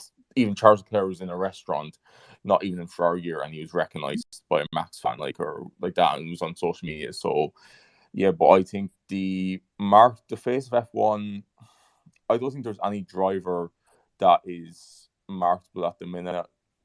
Like they might have their sub genres. Like you have Lando might be in the gaming scene, Charles in a bit of fashion, like that. I think if Charles does become the face of F1, in my opinion, he needs to leave Scuderia Ferrari. I don't think Ferrari will let him be who he wants to be. Like be as marketable as he wants, like his marketing persona, if you get me. But I do think Liberty will do anything they want to make Ricciardo a brand ambassador F1. I can see him being an ambassador for F1, doing marketing events, doing like what Red Bull wants to do, I'm sure, and everything. I think they're going to try and keep him. He's the face of DTS. Like I saw a post on Instagram that Box to Box Films did a post about Ricciardo, saying how Ricciardo was so lovely to them. He would send them Christmas cards and like that. He was so involved in that project of Drive to Survive. And I think F1's going to miss that. Even Ricciardo, yes, he's been very poor since he left Red Bull. Like he had that okay season in 2020 and he got 2 podiums like that. McLaren, he got that 1 race win, but he still might be doing crap, but like as a performance wise, but he's still one of the most recognized faces in F1 because of his social media engagement. He's still one of the most marketable drivers, like in engagement wise, up there with Lewis Hamilton. Lewis Hamilton is still the most engagement wise F1 driver. But yeah, I think Liberty will either try to make Ricciardo the face of F1, like as a brand ambassador, but they're just going to have they're probably going to get a select few of drivers that like George Russell, Lando Norris, Charles Leclerc. I think Guan Yu Zhou, if he sticks around, could be a great face of F1. But I do think that Who? Zhou. Sorry. Who? No. Guan Yu Zhou. No, sorry. Take that name out. Take that name. That dude might not be in Formula One for another, after next year. No, dude. Never going to happen. Sorry. The guy's That's there okay. just to sport Prada and Dior. That's it. Guan Yu Zhou, the voice of no, sorry. That being out of order, Nah. man. Put some respect on Joe Guan Yu's name, man. Let's give him this. That brother, that dude only has another year in Formula One, then he's gone. No, Come but on. what has he done anything of note this year? Like He's anything? beaten Bottas. When? I'm sure Bottas is he's way ahead of outqualified him. Well, you Bottas. qualified him today. You He outqualified Bottas. Yeah. Come on, that happens. I'm sure that happens to every Well, I team think over the he course of the year. scored in the recent race. He scored more points than Bottas. Have you seen their points total comparison? It's Well, shocking. if Bottas is such a great driver, why shouldn't he should be getting points out of that car? So I mean, Bottas has 49 points. You has 6. well, that was only at the start of the season. Now but I don't care. Like he needs you may not race him, but give him a chance. I'll be honest. I was skeptical of Joe coming into the sport this year, and I've been proven wrong. I think he's done well for he exceeded I think he exceeded the team's expectations as a rookie. Fair enough. I mean, that's your point. That's just your opinion. Yeah, that's my opinion. That's everyone can have their opinion, and that's okay. So, but yeah, that's what I think. Anyway. Rory, let me just piggyback on something that you said around Danny Rick, because again, I'm gonna reiterate. Danny Rick for me is a case in point. He has everything as far as his personality, honey badger smile, breaking North America, drive to survive association. Everything is there as far as being a mainstream star, apart from the only brick for me that really matters in this, the one material aspect, and of course, that is W. Where is his win? If Danny Rick had even one championship, mate, his marketability would be gangbusters, but he lacks that W. He doesn't win, and so all of that marketability sadly just falls down like a house of cards, doesn't it? And that's a shame, because I love Danny Badger. Cameron, if I mentioned Seb as a face of F1, he hasn't won a championship since 2013. And how is he still relevant then? So but Seb's got credit in the bank as well. Yeah, exactly. Seb won 4 chips in a row, so he'll always be relevant. More relevant than Ricciardo. Ricciardo basically killed his own career. He went backwards he went full circle. He's back at Red Bull. Actually, if he had gone back to AlphaTauri, then he would have gone full circle. But the point is, he left Red Bull because he said he didn't want to be a number 2 driver. He saw what was going on at Red Bull. But you left to go to Renault. No sensible person would leave Red Bull. I'd rather stay at Red Bull and be a number 2 than go to Renault. And then he went from Renault to McLaren, and McLaren actually built the car around him, and Norris even beat him. This is last year. Norris even beat him last year. And literally, look at the proportional points that Norris has got for McLaren this year to Danny Rick. And the thing is, he's not going back. And if he does go back to Red Bull, he's not going back to Red Bull as the reserve driver. Because the reserve driver, who is it? Liam Lawson is the Red Bull reserve driver. He's going back as the guy who basically he's going to do their demo runs and all of these things. So if they're doing they always do these. He's going to be the Alex Albon of last year. No. Yeah, pretty much. Where they do these weird shoots up in the mountains and driving a Red Bull on snow tire. That's what he's going to be doing. He's not even in contention to get a race seat if one of the 2 drivers something happens to one of them. That goes to Liam Lawson. So his fall from grace, the indignity of actually having to go back to Red Bull.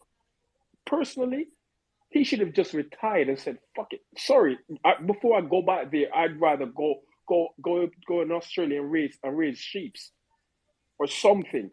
But going back to Red Bull, no. It was the dumbest. Sorry, dude. Maverick, you can give me a thumbs down all you want. But going back to Red Bull was not a sensible. It doesn't make any sense. Absolutely no sense. Because you left there when you had the opportunity to, because when he left in 2018, when he announced he was leaving, he was actually leading Max in the championship. Then all of a sudden he started having those reliability issues. DNS. I think he had something like six no scores in a row. And then to leave, go Renault, then you go McLaren, and then you're coming back to not be their show driver. Come on, man. If Haas, they said he was offered a seat at Haas and he refused it. So you think being Red Bull demo driver is more admirable than actually racing for Haas? Come on. I think to back Danny Rick for a second, I hear you, Dennis, and you're not wrong still. It's I feel like it's an ill-advised decision to go and be the exhibition, the marketing ambassador for Red Bull. That doesn't, especially to go back to that team with your tail between your legs. One might say that you should have a bit more pride than that, but mate, I feel like I want to defend Danny Rick a little bit, man. It's yeah, go into Haas. Danny Cameron, you can't defend the indefensible. Don't. Watch this, Dennis. Go on then. Let me try my hand. Danny Rick's thing has always been that he needs a certain type of car, right? Stability on at the braking point, and then a very pointy front end, not as pointy as Max, but a very pointy front end on turning with a stable rear. The McLaren is the antithesis of that as far as a car, as far as a design concept, and as far as the car goes and the way in which they developed it. So the turning of that McLaren is all about, it's almost like you don't control it on the accelerator like Danny Rick wants to do. You control the turning on the brake / trail brake. And Danny Rick doesn't have that in his locker. So in Danny Rick's defence, I hear what you're saying, Thanos. From the outside, from the exterior, it looks like a massive faux pas to turn down the Haas seat. But if he sees that Haas doesn't have the driving characteristics that's requisite for Danny Rick to have success in everything that I've just described, if that Haas is, if he has a cheeky word with K-Mag, and K-Mag says, listen, I'm controlling this car entirely on the brake as far as turning to the apex, Danny Rick can't drive that car, Thanos. It's gonna go into that Haas. It's gonna be as bad or worse as his stint in McLaren. So in that sense, I hear what you're saying from Cameron, the exterior, Thanos, but he can't do it. Cameron, don't let me pinch you on your ears. Don't let me pinch you on your ears, because that's not a defense. That's not a defense. That's he's a professional racing driver, right? He's supposed to go into a team. If he wants the car to be a certain way, he needs to go into that team and get them to tell them how he wants the car, and it's for the team to build the car in that manner, right? I don't buy that argument that it needs to be. So what role is he playing in the development of that package? Because a guy who comes out and said, look, I'm not into all of this data thing, all of that. I just want to get in the car and drive. Me as a team principal or hearing that, I'll be like, dude, Formula One is basically a data-driven sport. So you need to understand the data. If you're going to come out here and tell me you don't have no interest in data, then I don't have no interest in you, because you're not going to help me move forward. You're going to be a hindrance. And that's what he seems to be to McLaren. He's a hindrance. They pretty much they're paying him to leave a year early. They've paid him off because they realize this guy's a hindrance to us. He's not helping us go forward. So sorry, you can't defend that. You cannot defend it with the argument that he likes the car to be a certain way. Every driver likes the car to be a certain way. I mean, when Lewis left McLaren to go Mercedes, he liked the car to be a certain way, but he went in there and he basically got them build the car how he wants it to be built. So what's Ricciardo's what was he doing all this time? Why did he not be a more focal point in leading the development of the car in the direction that he wants, that would allow him to extract the maximum from it? We So the can't way defend Ricciardo. The guy just seems to be like it's for him. It's just like, yeah, it's just a vibe thing. Sorry, it's not good enough. Thanos, the way I understand the 2022 rules and regs, obviously it's a paradigm shift as far as the regs are concerned. That McLaren and all the other teams to a certain extent will try and build, in the first instance, the quickest car from A to B, right?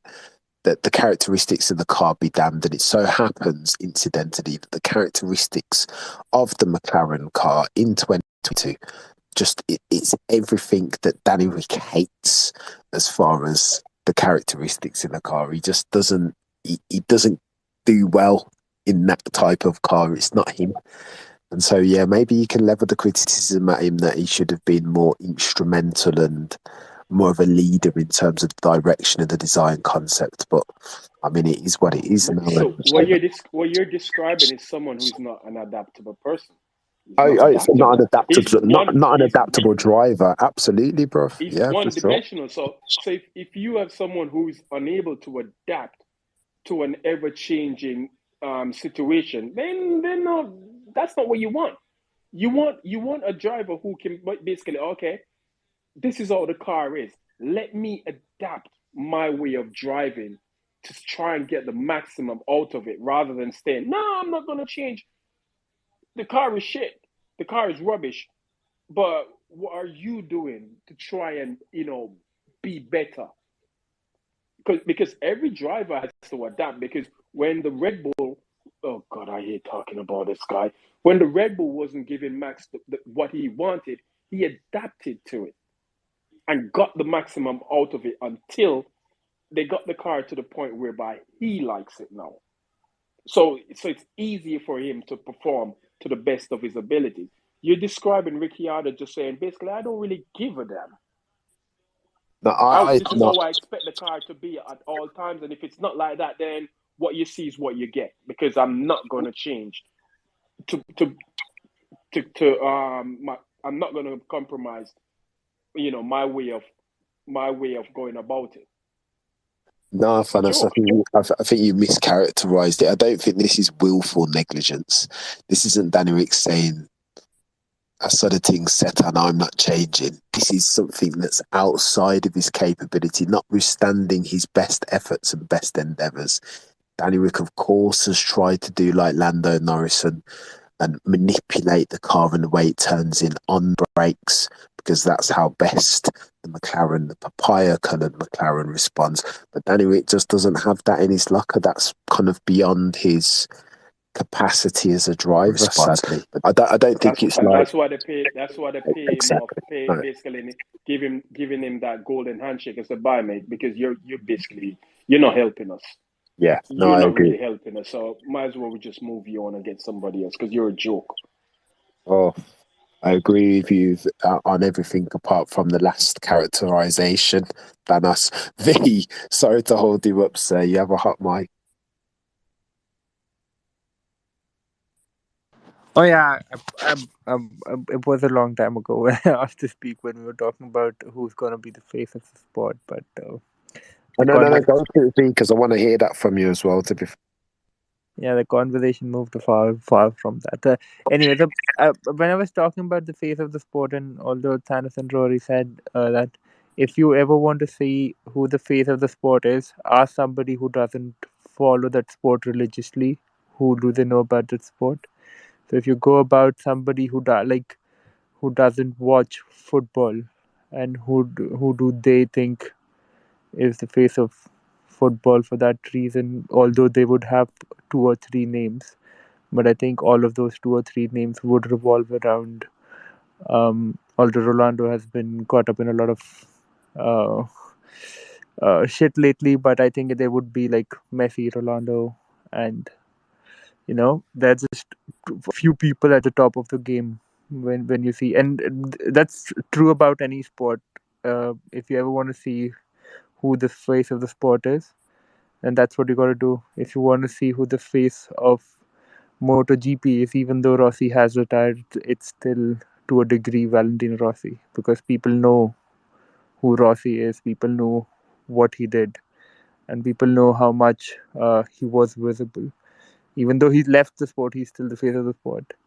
When people say about when they speak to each other about uh, who's trying to drive fast, or probably a characterization of driving fast, right? And it has been at many occasions when you see that there have been movie references to Lewis Hamilton, or sometimes there have been movie references to Schumacher, but because those two people are the face of the sport, and it's going to be a long while, because even though Prost has many championships, you do not see that people would immediately recognize him as a face of the sport. You'll not see those things. So and that's where my problem with the win a lot of championships and become the face of the sport comes, because people who don't watch that religiously would not know your wins, would not know, because Formula One doesn't come up like cricket on the first page, at least in my country, or football like in the most countries in Europe, and baseball or NFL like in America, because I don't watch NFL, but I know who Tom Brady is. I don't watch basketball that much from America, but everybody knows who the top dog of basketball are. You not know the names of every single player, but you'd know who the shoe is named after. That's those people are the face of the sport. That's what I wanted to say at that time. Go on then, V. Let's extend that out very quickly. You've done a brilliant job of dancing around the question there, and I'm going to press you. After Sir Lewis Hamilton retires, It's who still is below that? Hamilton.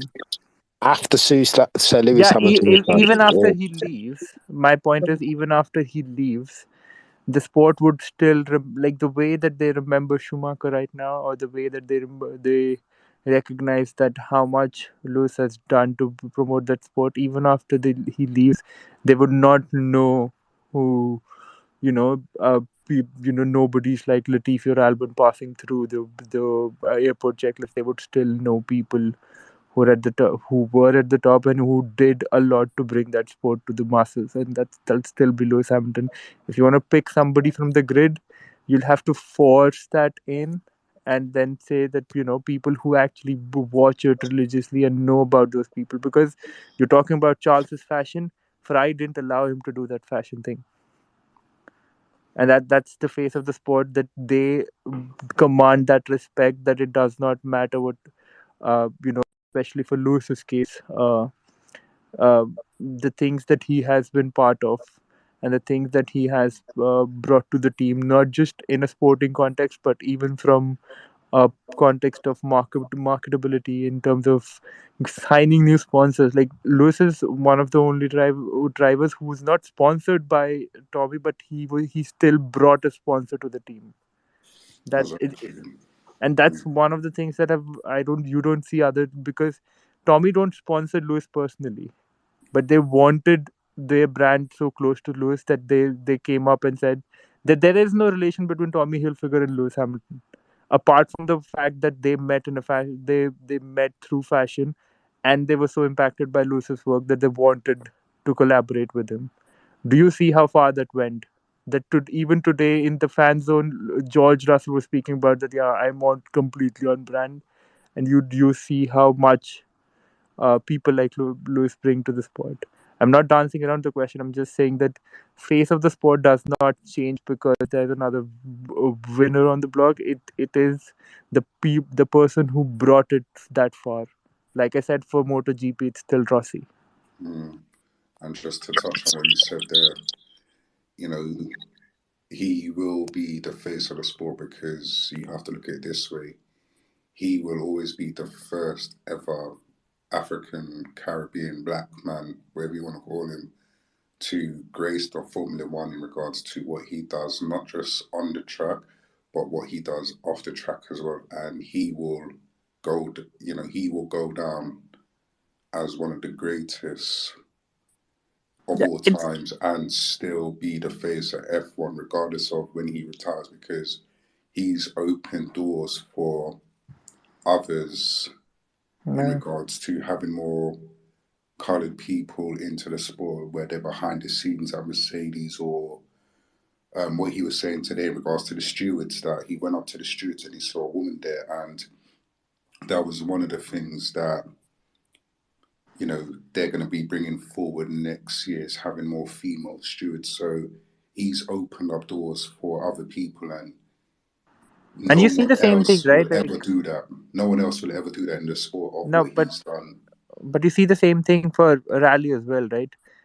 People who do not know rally, who do not know the heritage of rally, still know who Colin McRae is. He's not the Exactly. One most of the winning driver greatest. ever. Exactly. One of the most But there's a greatest. video game named after one person, not the other people. Yeah, You see how that works out, right? but V and Anthony, look, I still feel like you're underestimating the materiality of the W, right? Because for all that you're talking about, I suppose Alan Prost is the case, and he's the antithesis. He's the exception that proves the rule, because the rest of them, everybody else that you've talked about, whether it's Jocko, whether it's Floyd, whether it's bloody LeBron, Steph Curry, whether it's Lewis now that we're talking about, all of these have multiple W's. Now, I'm not saying that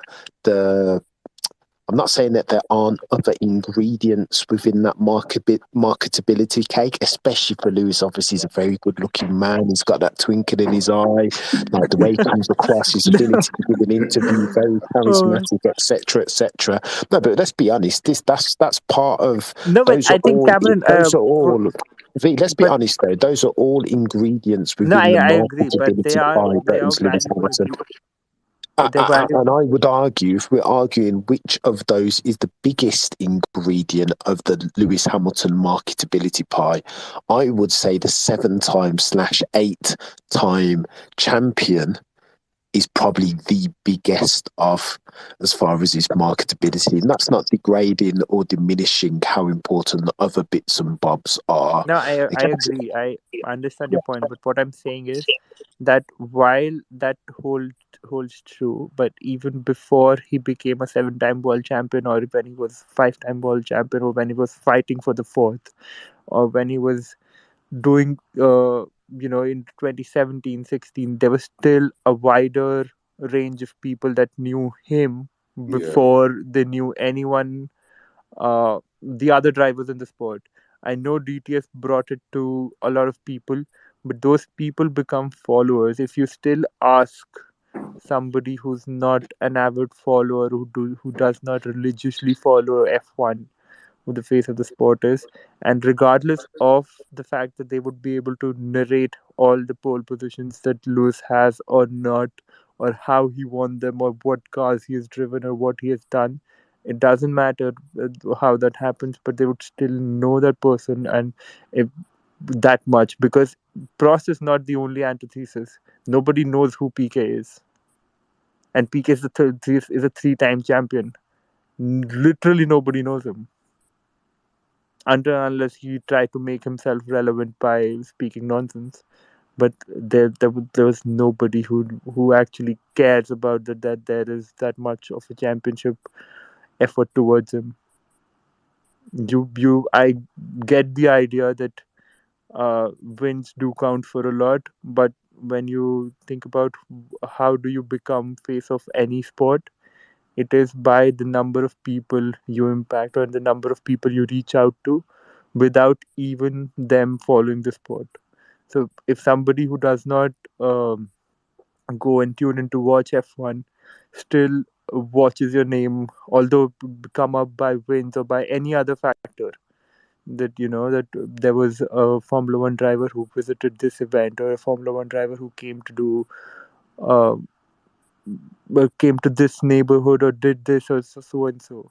But if you reach out to any of these scenarios, I do understand wins play a big part, because if you talk about Rossi in that sense, right, there are riders on the grid right now who are matching his level of wins and who will succeed him in terms of number of wins.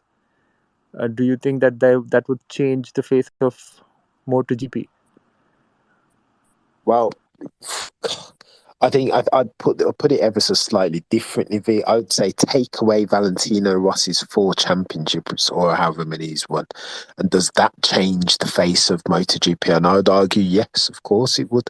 Now, Valentino, again, if we're talking about the marketability cake, as far as the ingredients, there are loads of ingredients in there. He's charismatic for days, a bit quirky, the earring, the number 46. There are loads of different things in there. But again, V, to reiterate, the biggest ingredient of that marketability pie, as far as Ross is concerned, as far as Lewis is concerned, as far as LeBron or Mayweather or Jocko, is the fact that they win. It's all about the W, all of that stuff. My Not necessarily.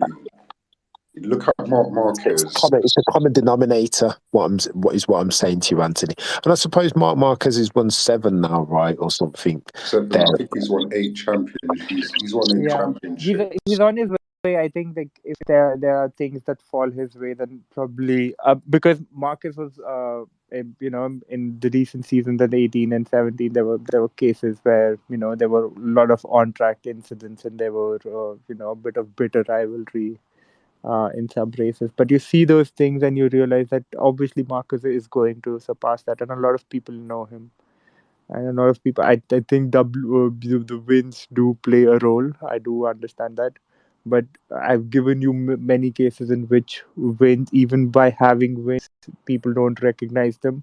And there are many cases at the same time where without even the highest number of wins, which is Colin McRae, that it's still people who know uh, him as a very valuable part of the sport, as a face of the sport. If you immediately ask somebody to name a racing rally driver, they would not. They were, Which for me is testament to the fact that there are other ingredients with the marketability pie. yeah, that's Not, what I'm saying. not that win, the W, isn't the biggest, most important ingredient within that pie. But I Yeah, but digress. what I'm saying is that even on the grid right now, that's what Thanos's point was. I think on the grid right now, even with the wins, the drivers that you see do not have that kind of carry they cannot carry their image that far and in depth. They're very one dimensional in terms of that's their role. About you go about racing, you go home, and then they disappear. But while other people have a larger effect or a larger impact in terms of people who watch the sport, people who don't watch the sport, and getting people who don't watch the sport to have a crossover. Did you ever imagine when it went to US for a race, there'd be a former first lady in the garage supporting one driver? Did you ever think that?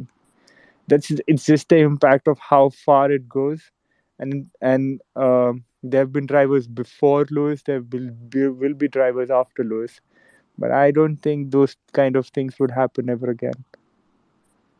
Well, times change, and even that's a bit of an anomaly, right? Do you think you would see Nancy Reagan at a Grand Prix? So that's the point I'm trying to make, right? There's many different ingredients within that circumstance. No, there is. I'm just saying what, that. I'm going to move it on V quickly, Yeah. but you've smashed it. I think we're singing from the same hymn sheet, but too much people with hands up. Clinton, apologies for the delay, mate. Blame me for my irresponsible chairmanship. You have a mic, sir.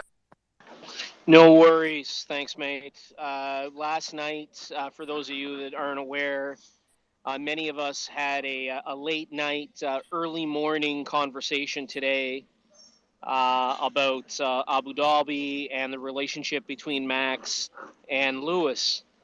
And a number of us had come to the conclusion or realization that Max, for whatever reason, is not doing well, and that he is psychologically freaked out by Lewis Hamilton based off of some of his recent behavior. And of course, what happened today with that footage, I think just further cements the very discussions we were having yesterday throughout the Formula One community around the world. And that's that, here was Lewis quietly sitting behind Max, and you can literally see in the video footage Max's helmet keeps darting towards his mirror continuously as if he's incredibly nervous. And then when Lewis goes to pass him in nothing more but a testing preparation run for qualifying, Max Verstappen veers the wheel and essentially attempts to put his car into Lewis. I mean, it's incredibly dangerous, premeditated. This tells me that Max Verstappen is not well, that he has some sort of psychological problem when it comes to Lewis Hamilton. And yes, I know F1 is very slow at investigating various issues. They're always concerned about nose rings and things like this. But this is really something that needs to be examined, because the culmination of the footage, film footage from the Red Bull car and Lewis's car, clearly indicates that wasn't an accident, and that Max was looking to do some damage. And then to hear the radio recordings, between the Red Bull team and Max, where they say it's okay, let him have some fun. Like they're treating him as if he's a 5-year-old boy who hasn't gone through puberty and doesn't know how to control his emotions and his physical behavior. And I find it quite worrisome. So I'd be curious to know what other people think. And lastly, next year, assuming that Mercedes does a redeveloped rear end in the car with that podless design, Max Verstappen's going to be in some serious trouble, because he's not only going to have to contend with Lewis Hamilton, but he's also going to have to contend with Russell. And that essentially means that either Russell or Hamilton could defeat him for the championship. So I think there's some real problems. I'll place myself on mute. Thank you for letting me join this space. I really enjoy this. Vincent, you're a legend, mate. And sadly, bruv, I feel like you joined about 45 minutes too late, because we committed about a good 15, 20 minutes to that, the first topic that you raised. Listen, I think the conclusion in summary was that it was completely egregious, if not very blood clot dangerous. And for me and Thanos went back and forth a little bit. And for me, that's probably the most egregious, barring the brake test last year in Jeddah, I think it was. That's the most egregious instance of Max Verstappen's driving that I've seen. And I characterised it thus because I just think accidents that happen on a straight are potentially the most dangerous / life-threatening accidents that can happen anywhere on an F1 track. So I just feel like that was proper heart in mouth time there, Clinton. I don't disagree with you, bro. I'm going to wrap on the next two speakers. Black Thomas Shelby. I think it's your go, and then I'll give the last word to Diplo. You have a hot mic, sir. Yeah. Just to continue kind of the conversation with I don't even see the guy. I think it was VM1. His opinion on the face, and Thanos made a good point. Lewis is super active outside of Formula One, and no one else really has that anything else going on. So that's very true. And I think you said, there's a lot of ingredients in that pie, and one of the biggest things is that Lewis has won a lot. He's won a lot of races, and he's added all these ingredients, and now it's exploded. Right? He does a lot. He is very humble. He does all these things, and if he was the face of the sport for the next 15 years, I definitely would not mind. But I think we live in a different age now, like in the digital media world, where impressions are just rampant. I shared the tweet above from Vincenzo, where there was a analysis done by a company out in London who does sports analysis, and you can see on that list that Lewis came in at number 3 in the world, but there's also Max, Charles, Checo, and George. If you go to the website, you can like look at the methodology, and I think it was like from last year, and obviously like Formula One was has been huge the last few years, so it may change next year when they do the rankings again. But it just shows you that out of the entire globe, like there's 5 Formula One people on that list of athletes that they're saying, hey, these are marketable people. Like I said, you can look at the methodology on their website and come to your own conclusion whether you agree with it or not. But I just think we live in a different age, and I mean, you say the face, right? Lewis is cemented, his legend is cemented. When you think of Formula One, you're gonna think of Lewis, just like in any other sport, right? You think of basketball, you think of MJ. He's the GOAT. He's always gonna be around, but it's not really the face of the NBA right now. It's Steph Curry, it's LeBron, it's Giannis Antetokounmpo of football, American football. You have Tom Brady, you have all these other athletes, baseball, tennis, and all these things. And I think just to kind of go a bit further, when Cam and Thanos was going back and forth, when you're saying, hey, Djokovic is, he has that villain in him, and he has a huge following. And then Thanos pushed back and said, well, Nadal's not retired, which is true, but that that still holds true, because if Nadal wasn't here, like Djokovic would still be up there. So I just think like we just live in a different age, and as like as time goes on, people are going to tune in to watch someone, and with the way that the internet, how accessible it is, like if you don't know someone, all it takes is a 3-second search on Twitter, Google, and you're right there. So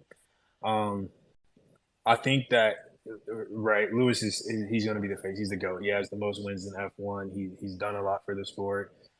He's super active. I'm sure he'll remain around Formula One. Hopefully, if not, I mean it's okay. He has probably other great things to do, but hang around Mercedes in another capacity.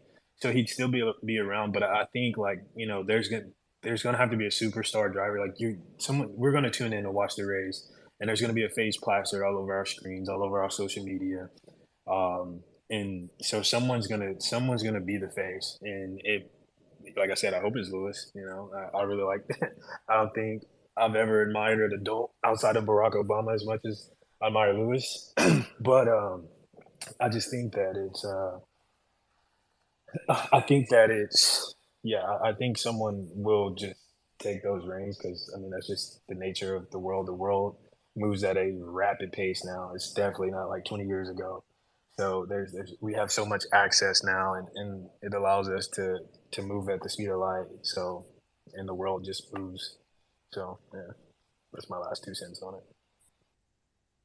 Appreciate you, Black Thomas Shelby. You're a legend. Just before I hand over to Diplo for the final word, quick shout out to Geeta, shout out to Nawal, shout out to Sean in the chat. It's going to be a techie race tomorrow, and I hope you guys all tune in for the watch along on the Cameron F1 YouTube channel. But I digress. Diplo, you have a hot mic, sir. Hey, Cameron, can you hear me okay? Yeah. Loud and clear, sir. Perfect. Yeah, so I think we can round off the marketability. Well, marketability is the wrong word. Like you said, Cameron, there's a recipe to being the face of a sport, because, like Black Thomas Shelby said, yeah, you can, we all like who we like, and in the modern social media age, everything's accessible. But here's what I think the recipe for being the face of a sport comes with. You have to be a winner.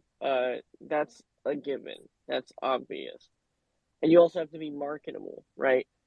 But you can't not be a winner and be marketable. That's sort of like a Danny Rick situation, right? Where people are kind of like writing him off as a class clown now. So you have to be able to win dominantly. You also have to be marketable. But I think the last piece is you also you have to also want to be an ambassador for the sport that's giving you the opportunity to compete and be a champion. And I think that's where I draw the distinction. And I said it in your space too yesterday, Cameron. or was it the day before? I don't remember. But it seems to me that Max doesn't really want to be an ambassador for F1, even though he is a two-time world champion, right? Even though he is technically being promoted, internally by Sky Sports, by F1 TV. He's the defending champ, the reigning champ, and people are challenging to dethrone him. But then you have, the promotion in Vegas. And, I'd almost buy it if only Mercedes showed up with Lewis and George to do the promo runs. But Red Bull was there, and Checo was there. And whether you love or hate the Vegas race, whether you think it should be on the calendar or not, it's obviously F1's newest baby, and they're trying to promote the hell out of it. And what was Max doing? He was doing his stint in a 6-hour endurance race, esports at Spa. So what does that tell you as a fan? Again, I'm not trying to shit on Max from a ability standpoint, but I'm trying to think of it as like, okay, instead of going out there to help F1, to help his own brand and get more people to look at him at the biggest event for the launch party for the next big money baller race that F1's adding to the calendar next year, he's in a sim. And some would argue, well, he's doing what he wants. But I would argue that might have worked 20 years ago, 10 years ago.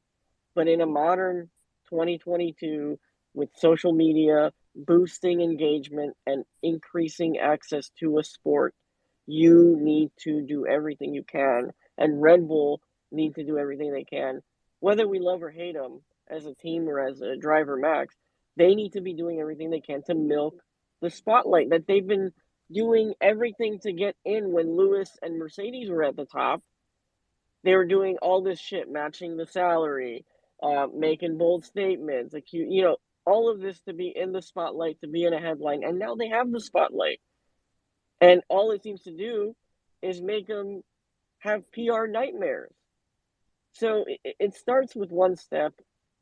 And I don't see it in this current version of Max. Maybe there's a software update next year. Maybe in 5 years, if he breaks off with his dad and, kind of trust someone else to run the business side for him, maybe we'll see that. But right now, I don't see that. I don't see that he wants to be an ambassador for this sport that is giving him, if there was no F1, there would be no Max Verstappen, and there would be no 2 championships to his name. So, I don't see that he wants it in that sense. And you have to want it to be the face. You can't just win, and you can't just be marketable. You have to also want it, right? We have a lot of drivers that are marketable to their own niche. We have a lot of drivers that can win, but we don't have a lot of drivers that can do all of those and also want it. And, give Charles and George and maybe Lando a little bit of benefit of the doubt. They're still very young. They haven't been in F1 as Max, even though they're about the same age. I think that once they start, have more tenure, we're going to see a lot of them kind of become their own person. And maybe then we'll see if one of those young guys that, takes the baton. I don't think anyone can sort of surmount Lewis. But like you said, Cameron, there's always a generation in the sport, right? If it was MJ, Kobe, LeBron, right? Like there's always going to be the face of the sport at each generation. So give those guys a little bit of time to blossom. But I think Max is sort of in his own world right now, and he's failing to capitalize on that aspect of it, in my opinion. Let's go, Diplo. Let's go. I love that, man. Listen, quick shout out to Vim, shout out to Wicked. Clinton, I would hand over to you, man, but at this way, I'm going to get anti-voice if I can suck off this space. Man. Nobody wants that. He's about to serve me my papers, bro. So listen, I'm going to end it. I'm going to end it on that. It's been a wicked space, man. Nice and healthy, and and copacetic, all very edifying.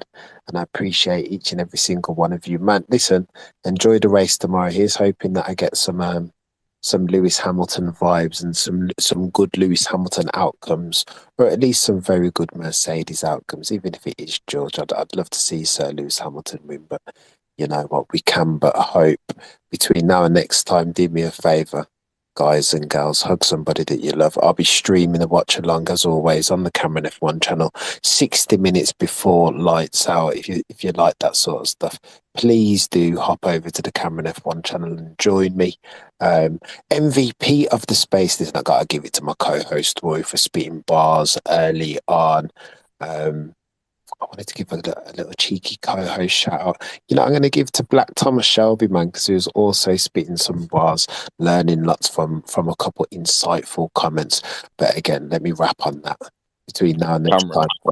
time. Go for it, Roy. Cameron, let's make a deal. We're never doing a 3 a.m. space again. Oh my God, Rory! Completely.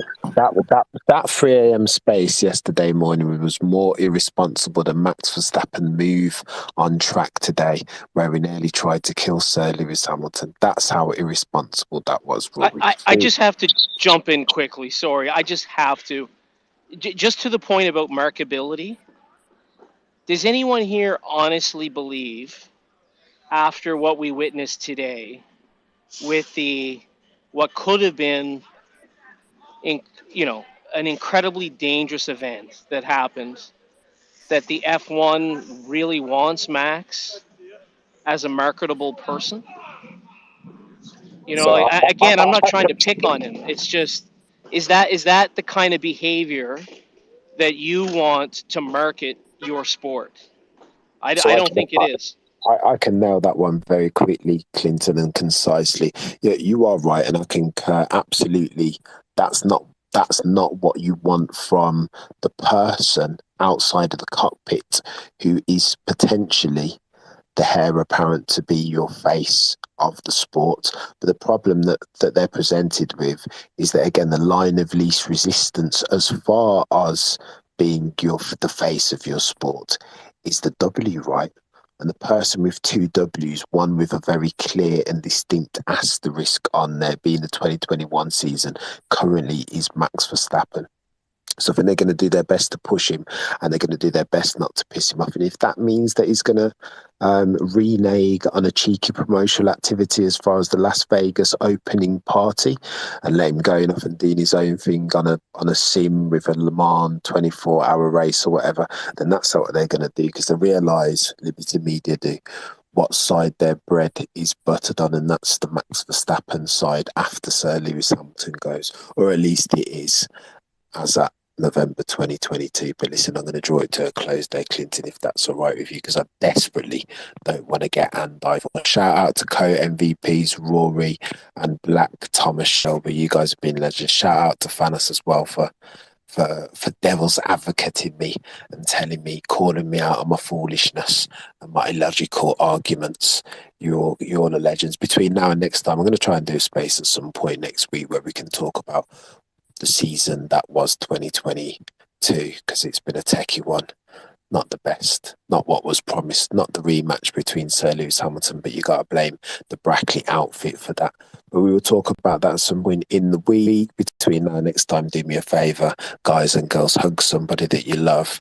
And as always, between now and then, look but never stare. And through goes Hamilton.